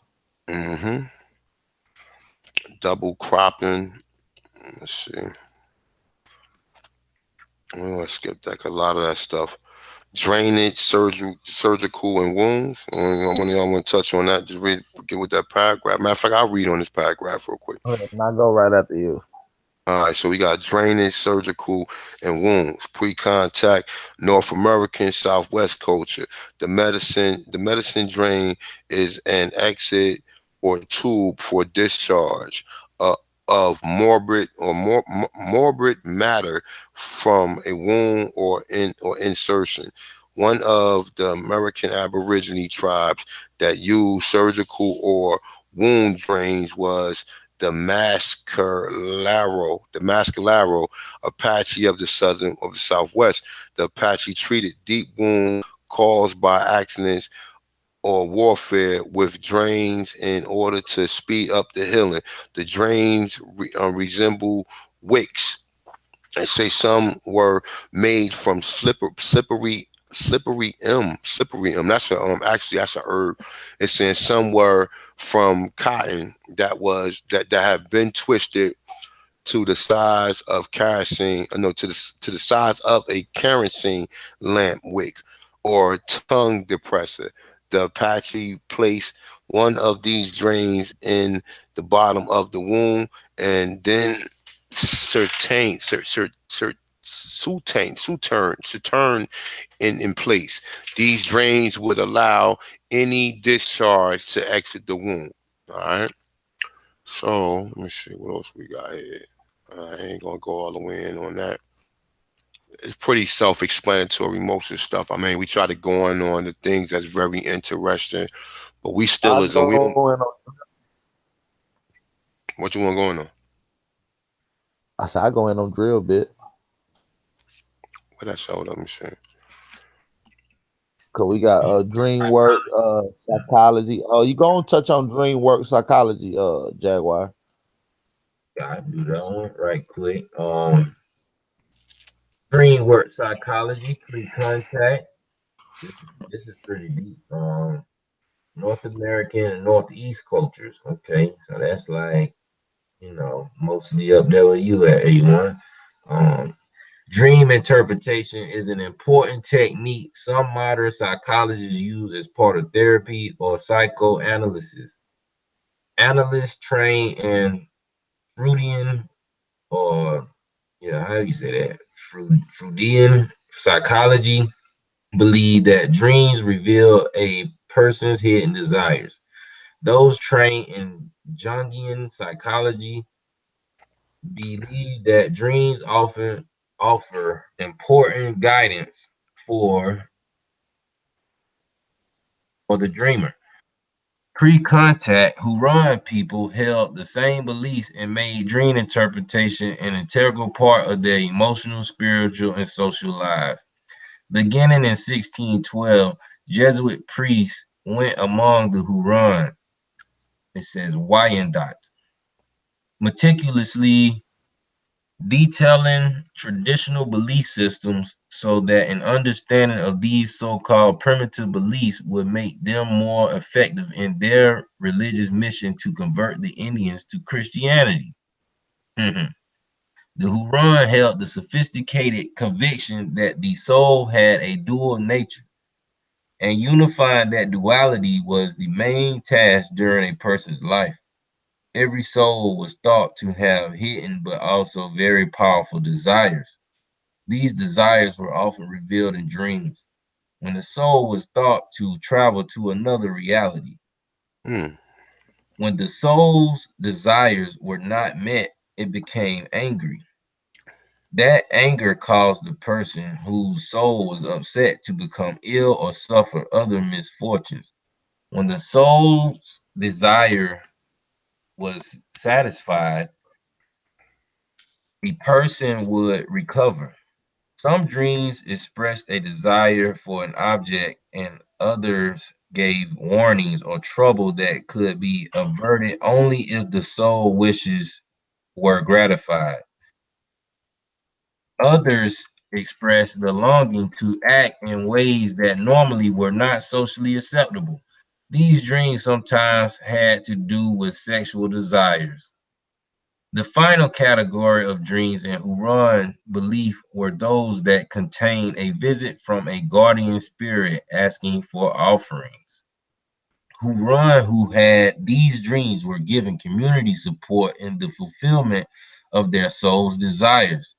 Sometimes dreamers received donations from their neighbors, and sometime after such dreams, they gave feasts so that their soul would keep its part of the bargain. By identifying the dreamer's subconscious desires and then providing a structured way to address them, the Huron allowed troubled tribal members to act out repressed needs in a positive, socially acceptable manner, thus fostering emotional healing. Modern psychoanalysis is based on the theory that repressed desires, conflicts, and needs are often revealed in dreams, and that by consciously working with this dream material, clients can attain a higher level of mental health. Although the Haran belief about dreams is very similar to that of the Freudian concept of the subconscious and the Jungian concept of the collective consciousness. It predates those theories by hundreds of years. Iroquois were also frequently alluded to as having developed and practiced dream psychotherapy, which was well established by the time the Jesuits became aware of it during the 1600s. Mm. You know what I'm saying? And his book, Man's Rise to Civilization, Peter Ford cites an Iroquois describing that group's dream psychotherapy to a Jesuit priest. And it says, in addition to the desires which we generally have that are free or at least voluntary in us, which arise from a previous knowledge of some goodness that we imagine to exist in the thing desired. We believe that our souls have other desires which are, as it were, inborn and concealed, which is basically saying that you come here with a purpose. Um, and you know, dream interpretation and going to somebody who know how to do that can help you, reach your destiny or your whatever purpose or whatever situation you have.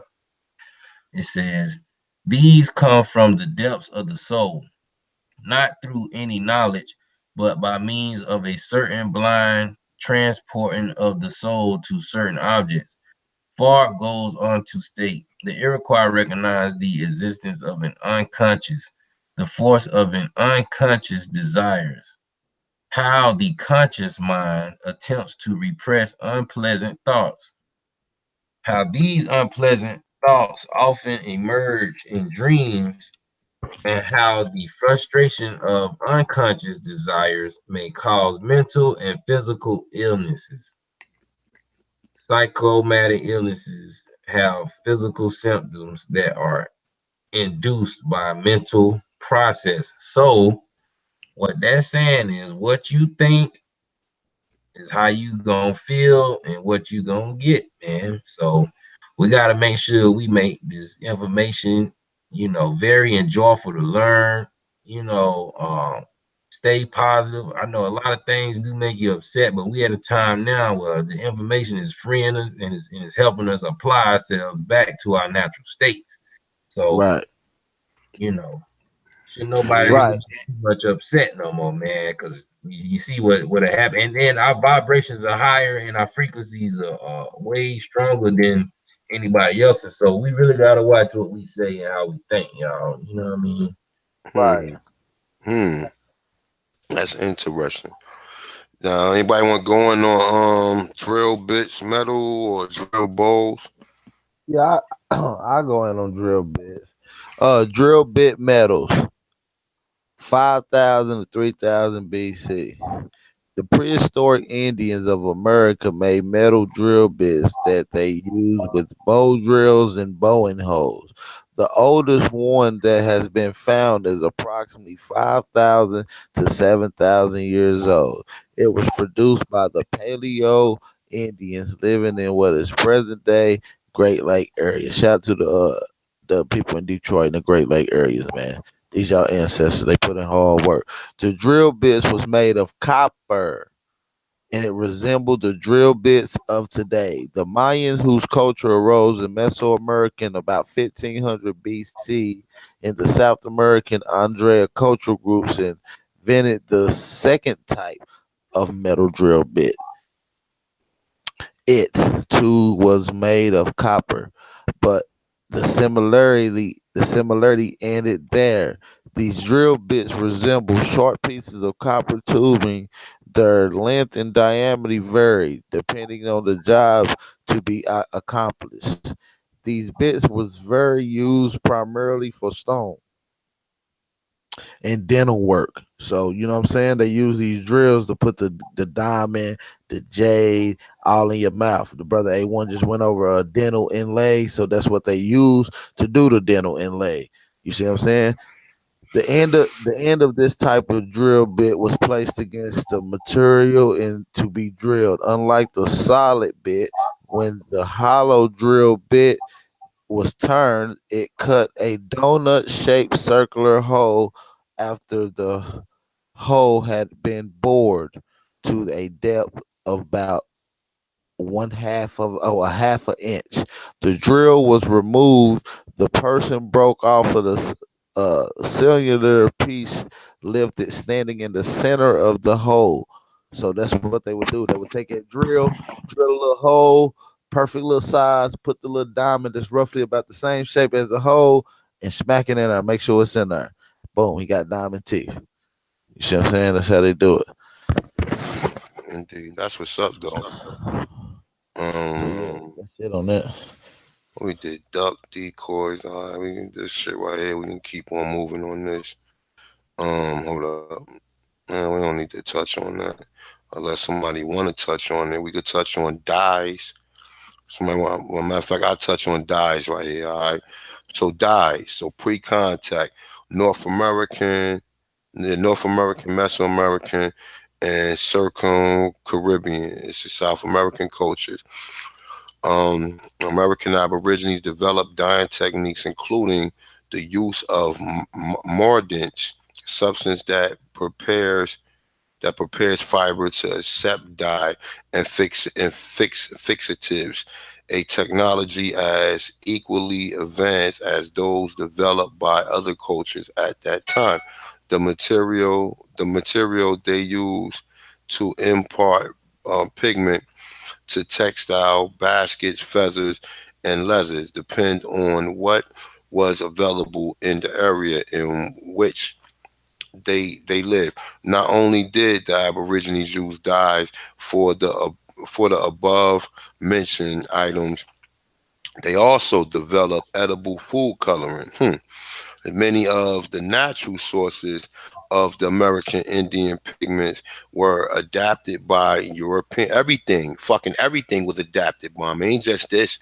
It said who came to, you know, who came and stole our shit in the old world, including yellow dye made from the wood of the tree native to the West Indies and South America. At least one of these indigenous dye cochineal, that's a herb. It said which imparted a brilliant crimson color because an important trade item between the new world and the old. The Mayan, Aztec, and the Inca all obtained a brilliant crimson from the cochineal. It's a tiny insect that lives on the cactus. It's a Mayan culture arose in about 1500 BC in Mesoamerica. The Aztec established their empire in the same area about 1100 AD. The Inca empires, the Inca Empire was established in what are now Peru and parts of Bolivia in about 1100 AD. The Mayans are best for their hold up. I'm sorry. Let me scroll it up. Sorry about that. The Mayans are known best for their expert dyeing and weaving techniques used to produce material that they use in trade, tie dyeing, and bartok. It's a word, two sophisticated techniques. The Mayan used two color fabrics. I guess that batik used wax to protect parts of the fabric from absorbent dye. From absorbent dye, and is applied in patterns. And the Mayans still use this technique today, as well as many of their original dyes. The Mayans ain't there no more. We the Mayans. The Mayans then moved. So the Mayans ain't there. They gets adapted to culture in which that was left there. It's a they and later the Aztec used juniper seeds to produce black. It's a dyers obtain lavender pigment from Marek. It's a mollusk. It's a found around the seacoast. The Indians rub the mollusk. I'm sorry, against each other to extract the pigment from a gland in in the gills. I'm sorry, in the gills. Textiles that have been dyed with the pigment found a ready market in Europe. The Mayan weavers also used indigo, Brazil wood, log wood, and nata, and a chiote, and juniper, in addition to mineral pigment. The Mayans use an extract from the crushed tin paste leaves as a mordant to set the color. They also use boiled rosemary for the same purpose. At the time of the Spanish invasion, observers noted that the dyes the indigenous people use in the area known as Guatemala and El Salvador produce brilliant colors and were color fast. Let me go down a little bit more. I'm gonna read just this last paragraph. It's saying, sorry about that. In the North America, South America, and Southwest, Aborigines use more than 20 species of plants to dye fabric. Mountains mahogany root produce a red dye, and a rabbit brush flower and the entire Indian tea plant yielded yellow and a hopi dyed with sunflower. Three leaf sumac twigs and leaves were mixed with pinium gum to produce a black. The three leaf sumac served as a mordant to fix the color of the fiber. The Navajo dents used wild rhubarb root to produce a color ranging from yellow, orange, and red to green and brown. They use ashes boiled in water to set dyes into fabric. Some Western tribes use earth to obtain blues. Other Others made dyes from algae found in stagnant bodies of water. All right, so we're gonna move on to the next. All right, so we got nine. We touched on that already. Think we on E now. Okay, we on E now.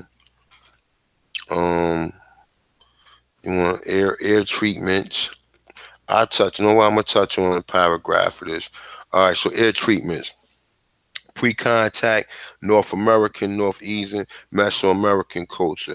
The Aztec Empire established in about 1100 AD in Mesoamerica. Aztec physicians were experts in treating earaches and if the cause of the pain was an infection or abscess. These ancient doctors treated the problem in two steps.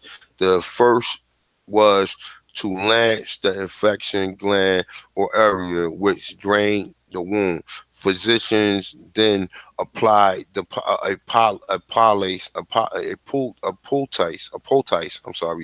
of Dratura, or Jimson weed to the injured ear. The Dratura plaster provided anesthesia and relief to the patient. All right. So we got earth lodges. Let me see something. Let me see how far this is right here. All right, you know what? I get off this page and then one of y'all can continue. All Go right. ahead and go. All right, so we got Earth lodges. So 700 AD, North American Great Plains and Arctic culture. A number of North American Great Plains tribes use Earth as a natural insulator to keep Insulator. their. Wait, say that again. Insulator. Oh, I'm sorry. Insulator. Damn, I'm bugging y'all. Insulator. Hold up, man. Let me see something. Excuse me, y'all. Hold up. Shit, that's too much right there. Insulator to keep their homes warm in the winter. And for a storage of crops built into the hillside or made with a earth brimmed wall and covered by a heavy trotch earth topped roof. Such homes not only provided insulation, they also sheltered residents from draft. Earth lodges also served as an excellent defense against the enemy attack. All right. We're gonna move on to the next one, whichever one y'all brothers want to go. I guess this is what they talk about. These sound like mounds right here. Exactly. Yeah, that's exactly This what is, they this is a number of mounds. So you mean tell me that the way these mounds look like they was built right now, I'm looking at these shits, right? That they probably use some type of like how they got, you see how they got like the wood right there, and all they did was just take the dirt and then pack it on there. Yeah. And we're just bond now we starting to see something. I ain't never know how they built them mounds. I used to always try to figure that out. All right, let me see something.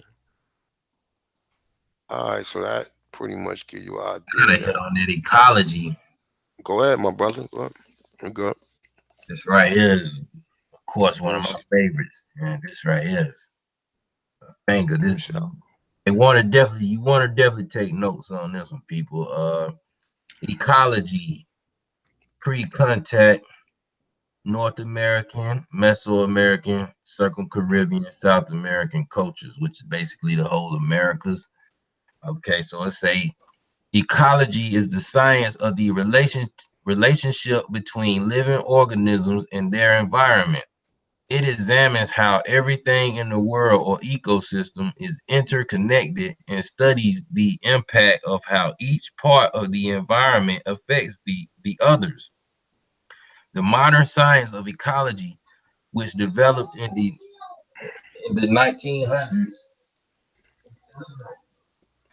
the, excuse me, y'all. The modern science of ecology, which developed in the mid 1900s in response to concerns about air and water pollution and other damage to the environment, is built on principles known by American Indians for thousands of years. Despite the differences among them, the indigenous peoples of North Meso and South America shared a common thread of belief. Traditional Native American spirituality taught that all creatures, two-legged, four-legged, and winged, and plants were related. Many tribal religions taught that long ago, people and animals shared the same language. Many indigenous people viewed the earth as a mother or grandmother. In some tribes, the creator later translated as the Great Spirit in North America was seen as grandfather. Okay, that was deep right there, y'all. American Indians therefore believed that individual people were a small part of a very large family. And for this reason, they place high value on cooperation. One thing I preach the most. People, plants, animals, and the rocks, the land, and natural forces like wind and water were all considered to be interconnected, like partners. Everything placed on earth was a potential helper in this partnership. For instance, wild plants like sage were not considered weeds by Indian peoples as they were by Europeans. Instead, such plants were used as food or as medicines to heal people. These beliefs affected the way American Indians lived their daily lives.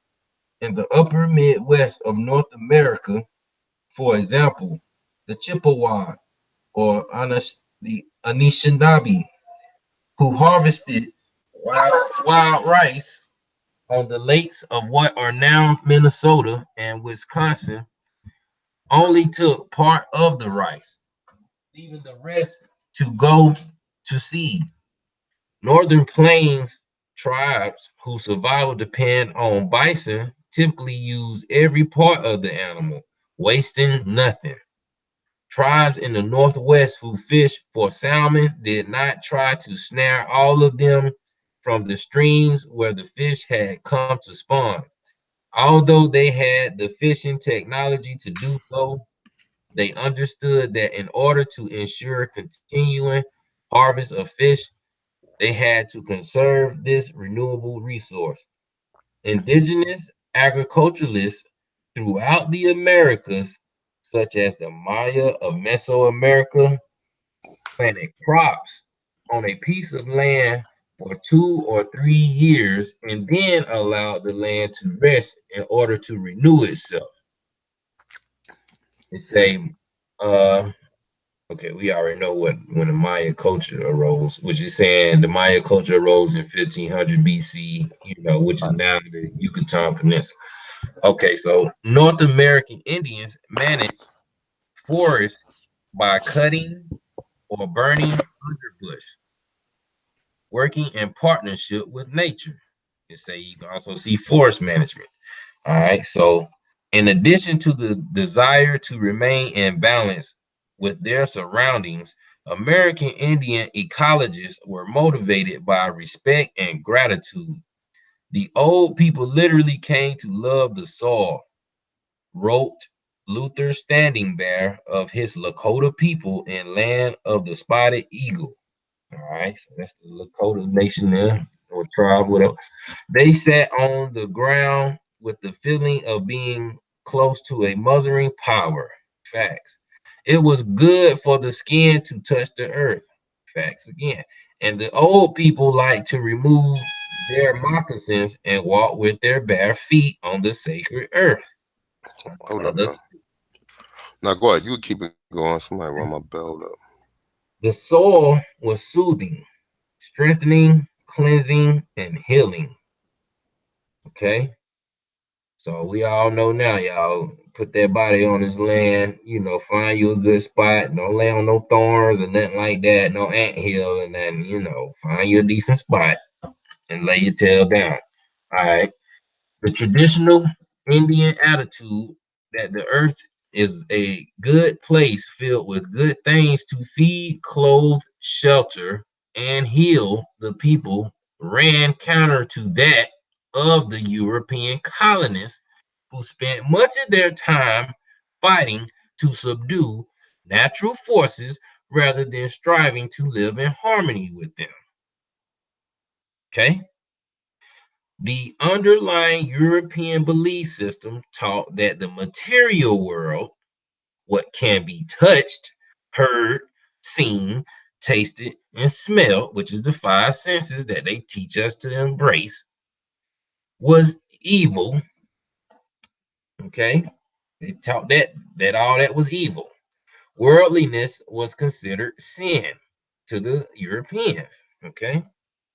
For the most part, Christian colonizers thought themselves better than plants and animals because they believed their God had ordained them to rule over the natural environment, much like the chain of emperors and kings that had ruled throughout Western history since Roman times. Okay?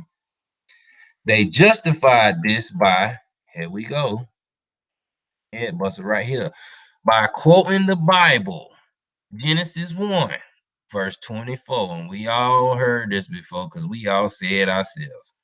And God said, let us make man in our image after our likeness, and let them have dominion over the fish of the sea, and over the fowl of the air, and over the cattle, and over all the earth, and over every creeping thing that creepeth upon the earth.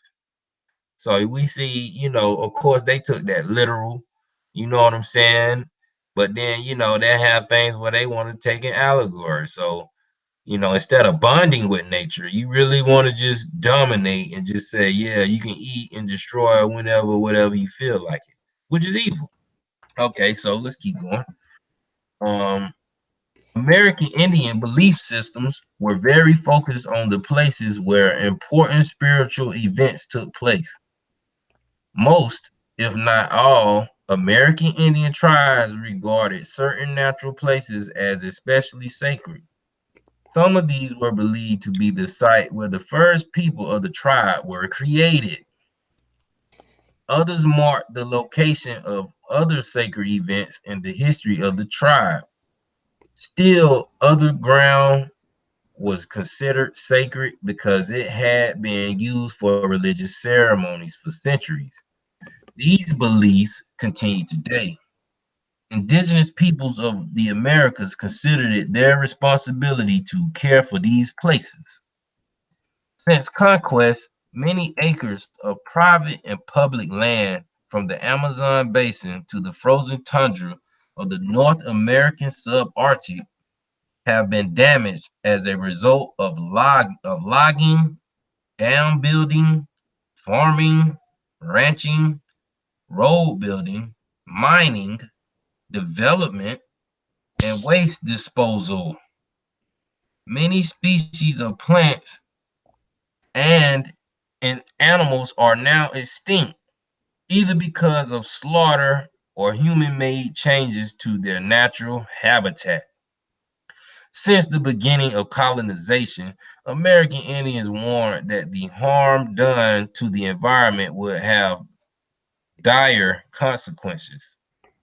For the most part, the colonizers ignored these warnings or regarded them as primitive superstitions.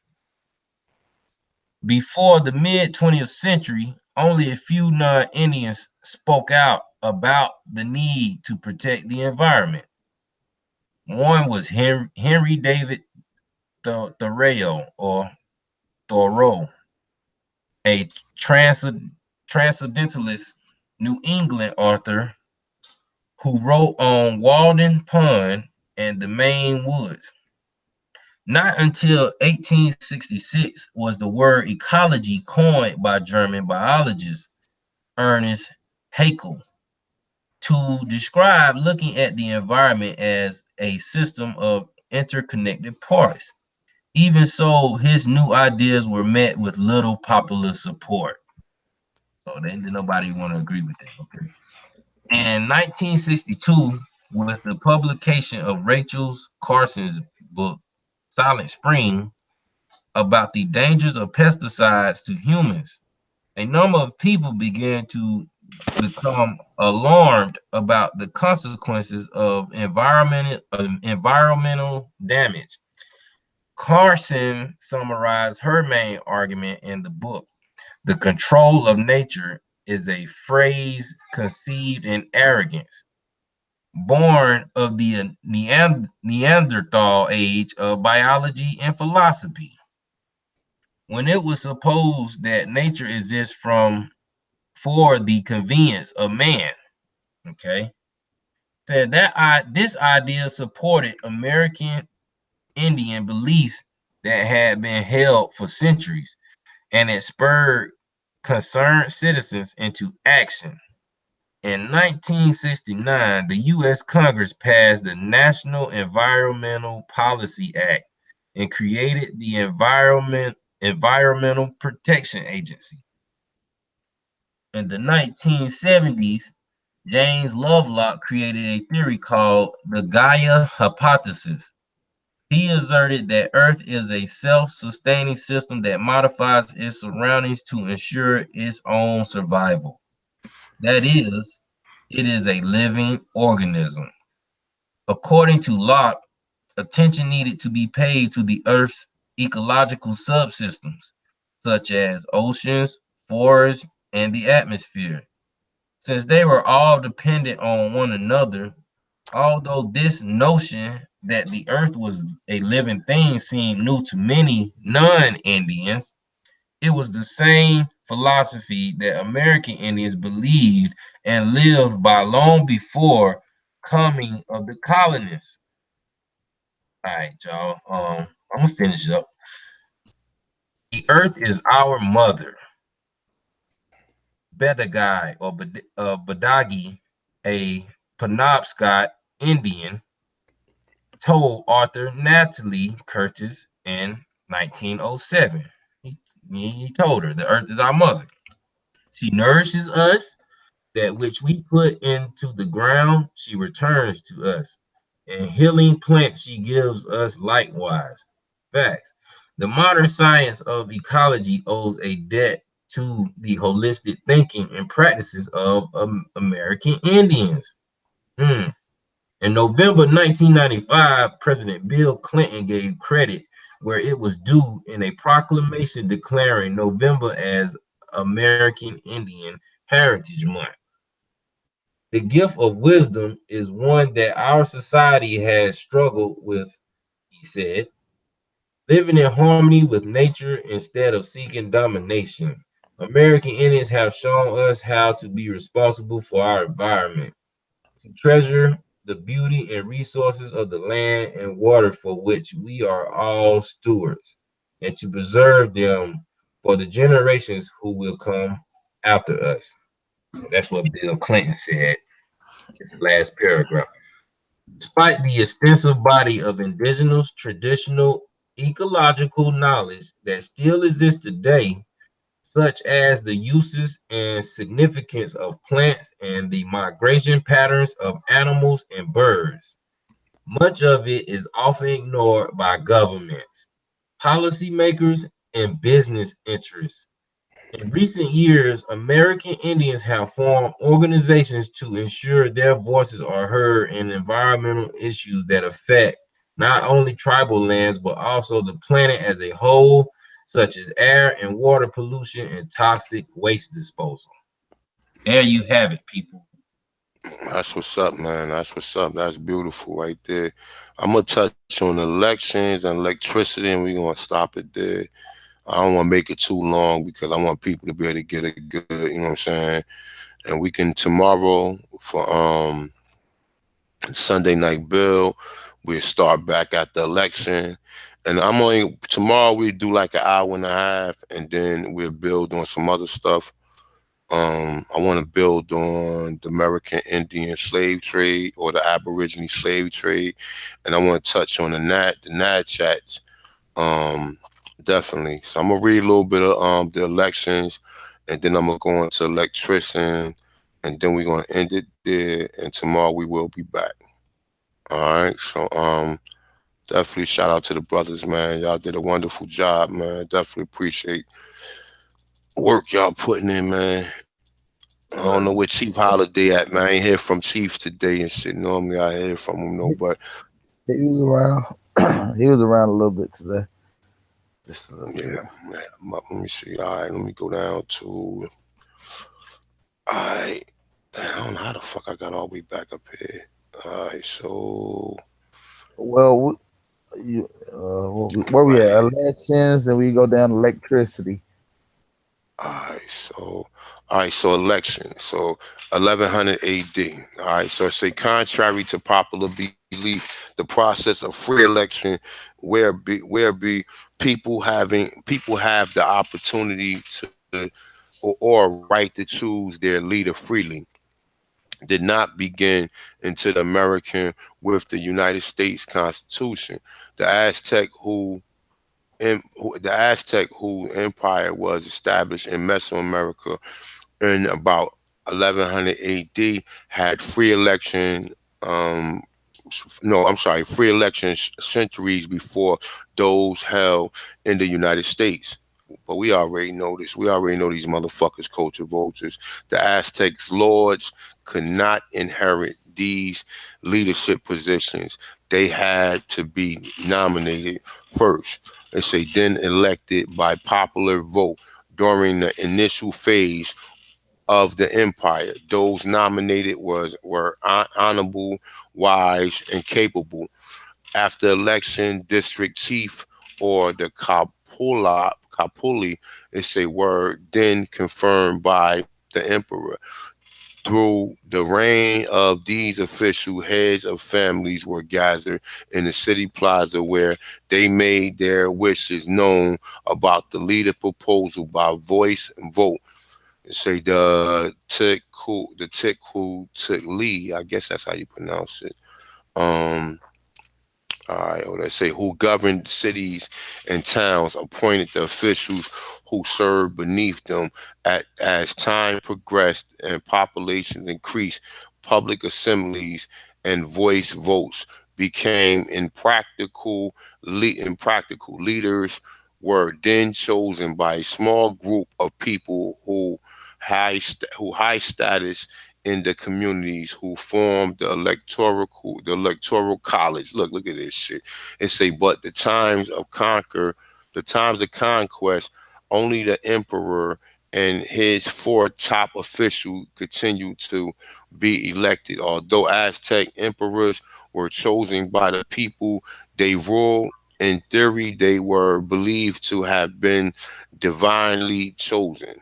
Okay, so you already know, man. These motherfuckers install everything. They ain't crazy. The only thing they brought over here was their evil ass ways. So electricity, all right, from 200 BC to 600 AD, South America, then culture. The most extraordinary and amazing invention of pre-contact American Indian were producing electricity through chemical means. Electricity is the physical phenomenon that raises from that arises from the interaction of electrical changes. It say the Mach. It say who culture arise and what is now Peru in about 200 BC invented the electrochemical production of electricity. They produce electricity by using water and chemicals they found naturally. Let me see. Should occur. Let me see. All right. Should occur. Should occurring in their environment.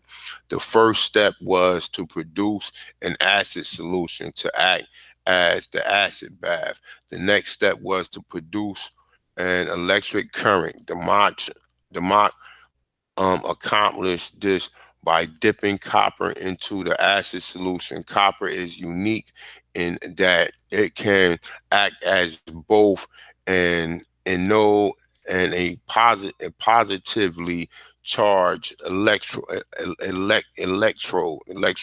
It's a and cat. Hold on, I can't pronounce that. It's saying in cat crack. How the fuck you pronounce that shit? All right, never mind.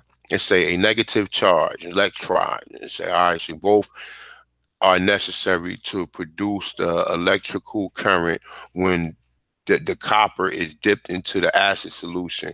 The electrical current was produced. The Mach used for electricity only for electroplating. All right. So there you have it. We already had all this stuff over here, man. We Right. stopped at Electricity, electroplating. So yeah, man, you heard it here, man. Thumb up the video. This is a heavyweight jam. I hope y'all brought y'all pen and paper out. Cause sheesh, we touched on so much information that ecology was a firebomb by itself. So shout out to the brothers, man, for coming through. no doubt. This, That's what's up, man. this is a I good guess I jam. mean shit, man. We only got 66 people watching, but hey, man, fuck it, man. It's a Saturday night. I know people probably out with their family or whatever they doing, so we definitely appreciate whoever came through, even if it was two or three people. You know what I'm saying? Definitely like to thank the brother Jaguar Omek, my brother AP Power as usual. Um, you guys want to say something to the people before we get out of here? Yeah, man, absolutely. I'm gonna say peace. Keep doing the research. You know what I'm saying? We got the information out there. Y'all can double check it. You gotta take our word for it because you didn't. We screen shared and let the book speak for itself. We appreciate everybody coming out. Ooga ooga. Keep doing your thing, man. Feathers up. Indeed, indeed, indeed. Word, man. Like I say, man, it's just something that we know. I know we might be a little dry at times. We might be kind of, a little stale. But if you really listen and if y'all really take heed, man, to what we giving y'all and what this book has to offer, that can lead us right into the right direction, man. I mean, like I say, everybody should be done had it downloaded by now. Um, we really appreciate everybody for listening and tuning in, man. Like I say, much love, much respect. Share this with your families. We still ain't finished yet. We still got a good ways to go. So, hey, we in here, man. Much respect to y'all brothers too, man. And just say peace. No doubt. Hey, look, who the fuck is this? Hold up. I'm just gonna address this one comment. Abiba, what the fuck? You say, man, you can talk that cheap shit. It say all you want. It say, but ain't that old than it. Man, listen, fuck Africa. Okay, we just proved to you all the science was made over here, and that shit was took into Africa. So I don't even want to hear that Africa talk no more from here on out. We already proven that Africa is not as old as y'all think it is. All right. So y'all need to start doing some research on America. You've been lied to, just like 90% of the world been lied to about this being the new world. It's new to the people who got here, but the people here was old. And then you see the civilizations here are older than Africa. Africa, listen, if Africa is so fertile, why is people starving? Food grow everywhere in America. It's food grow in people's backyards, but yet y'all can't get shit to grow out there. Therefore, people starving. Now, I'm not saying in all parts. We know the Congo is heavily dense with food, but that's only the Congo. Okay, so like I said, man, look, man, you better do some research on the Americas. Stop talking about Africa. We ain't even talking that Africa shit no more. Okay, no offense to the brothers and sisters that's over there, but look, man, don't come on my channel talking that Africa shit. Real talk. The Americas is the oldest. Okay, we was invaded by the Spaniards and the Europeans, and therefore you see all these Spanish in South and North, I mean, in Central America, but them are not Indians. Some of them are descendants of the Aborigines, but for the most part, the Aborigines here was melanated, copper-colored Aborigines. Okay, so we know what happened, man, and like I said, right now we got to even have more. We have to have more of these conversations because most of our people here, a large majority of our people here was fucking murdered. You know what I'm saying? And to the point to where people come here, they look at these other cultures. Them are invaders, man. Okay? The original people are still here. They just classified as other terms. So with that being said, man, I ain't got time to address the bullshit or the foolishness, man. We trying to teach here or whatever.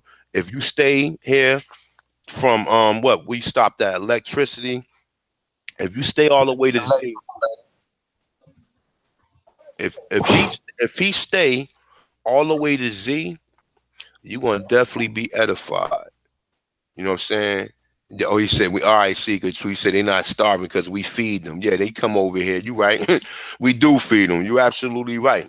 But you would think about that. How the fuck I got grapes growing in my backyard and apples and berries and shit on top. That shit grow through the damn garage. Right. You know what I'm saying? So how Africa why food is not growing everywhere in Africa? Why do we see places in Africa that look like a fucking desert? And Because where people live at? I mean, and on top of that, man, it's really sickening, man. Shout out, for the brothers and native brothers of Africa because they starving, man. They to the point where they eating Ebola infected monkeys, man. See? See? And that's Ebola fucked up. infected monkeys, man. That's See? fucked up, man. That's fucked up, bro. No offense to them brothers and sisters over there, but you know what? They was forced in that land. Listen, they was not indigenous to that land. We gotta really we gonna find out at some point in time what really happened in Africa. You know what I'm saying? We're gonna start finding more clues. We're already finding clues. We're already hearing people say that Africa was inhabited. We already know when Africa's supposed to be so rich and fertile. When the people that left that was sent from Nova Scotia went there, they had to fertilize the soil. They was complaining about what nothing to eat. So how is Africa so fertile? Because I would think that if that place was so fertile, it'd be food growing everywhere. Go over there. Oh, sit, it's an orange tree there. Oh, it's an apple tree there. Oh, this growing. We get said that corn was shipped from here to Asia and Africa. How about that? Probably Right. bananas too. How about that? So like I said, man, we already know we doing the research, man. I didn't see the research myself. You know what I'm saying? I didn't see the research myself that Africa is not fertile like we're being told. Okay? So like I said, and it's hot over there. It ain't even they don't even get a winter like we do. So how the fuck don't food grow over there all year long? Hmm? How don't food grow there all year long? We grow food and we still able to store food in the mid and the, you want to say in the north, whatever. We still able to store food. And, how the fuck it's hot over there all year long and no food grow all year long? How? And it's dry. The water they drinking water that's filthy to where they getting parasites in which the parasites are shutting their immune system down. They being diagnosed with AIDS. You understand Right. what I'm saying? Because of the water. Right. Because the water will attack the stomach is where your immune system is. So when you Right. drink water that got pathogens and parasites to it, it shuts your immune system down. Right. Therefore, you be subjected to all these different illnesses and infections, and here come other people who giving you vaccinations to speed the process on. So, Right. like I said, I mean, but go ahead, AP. You want to say something? No, I'm just agreeing with you, man. So, I mean, if they can't even invent simple filters, a simple way to irrigate water where it naturally cleans through charcoal base. I mean, come on, guys. You guys supposed to be the first people on earth, and you guys can't even create simple methods to agriculture and irrigation. The simple That's right. things you need to sustain life. And you know the funny thing is, they what's his name? Akon. That motherfucker had to go to the Chinese to get money so they can put lights and shit. Who invented the light bulb? We did. You can say we invented electricity, but we know Louis Latimer supposedly invented the light bulb or whatever. So, like I said, man, the um the people who are called African Americans and the other people throughout the Americans are them shit because everybody's riding off of everything that we invented, everything. So I'm not turning to no other country to look and say, oh shit, I'm from over there. Absolutely not. Not with all this, all this stuff we got to claim over there. Why would I run over there when we got everything to claim over here? You understand what I'm saying? People from over there running over here. That's why you think if Africa was so much the shit, why these Pan Africans that's old, why Umar Johnson ain't somewhere in Nigeria or Kenya or something? Why is he still over here in Philly? Right. Because it ain't nothing over there. And they know that why? If it's so beautiful over there, why aren't you not there? Why? Well, it's no excuse. So beautiful over there, or so fertile. Oh, they got all the resources. How? How do they got all the resources and they got fucking food? They got all the resources for technology, cobalt, lithium, and all that type of stuff. But we talking about shit that without cell phones, we talking about food. What's the first means of nature? Food, fire, water, and shelter. Okay, and we want to put water, then food, then fire. No, water, food, fire, then shelter. You understand what I'm saying? So let's knock it off, man, about this talk about Africa's the oldest or whatever. We just showed you, we just read stuff in which was telling you they was building stuff using concrete, using metal. All the world got that shit from here because the Moors that came to the North America is where they got a lot of this technology and took it around the world and shared the technology that we taught them. Or I ain't gonna say, I'm gonna say dark Moors that came from Europe. Because they call some of us here Moors, they call us here Moors as well. But we talking about the European Moors. When they came here, they took back that technology all around the world. And you see how it got around the world, and we think that, oh, we got it from them. No, no, no, no, no, no. They got it from us. They got it from us. Remember, Columbus got the maps from the Moors after they was expelled. So we already know the story. That's how they know to come over here. You know what I'm saying? So like I said, man, with that being said, man, we're gonna end this. Um, yeah, he said motherfuckers don't even have electricity. Like, and you know what? To tell you the truth, man, to be truthfully, man, I ain't trying to diss none of the brothers and sisters in Africa, man. But yo, we are the old world. Sorry people been deceived. I feel deceived. I feel deceived every time I make a video and I learn something new. Sorry, them brothers and sisters over there been deceived.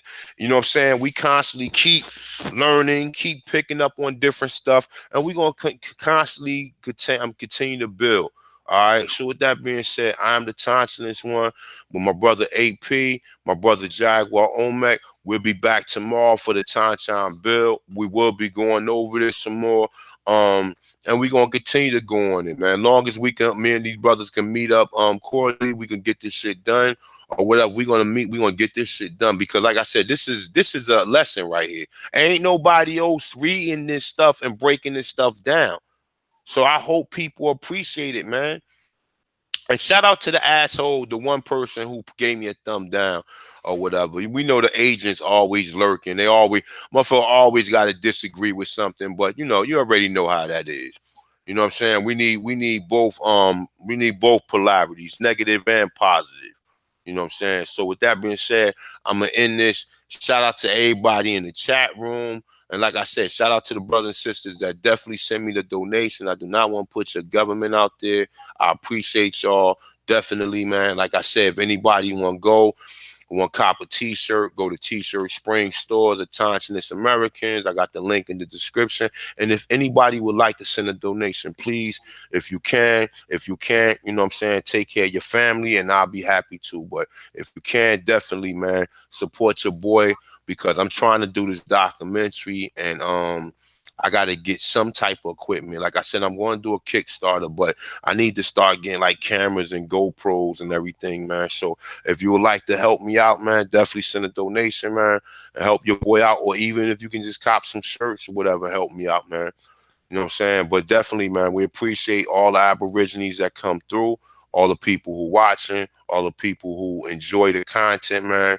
Like I said, and with that being said, I am the Tonchinist one with the brothers AP and the brother Jaguar Omek. All right, so good night to everybody, man. We'll be back tomorrow, okay? Peace.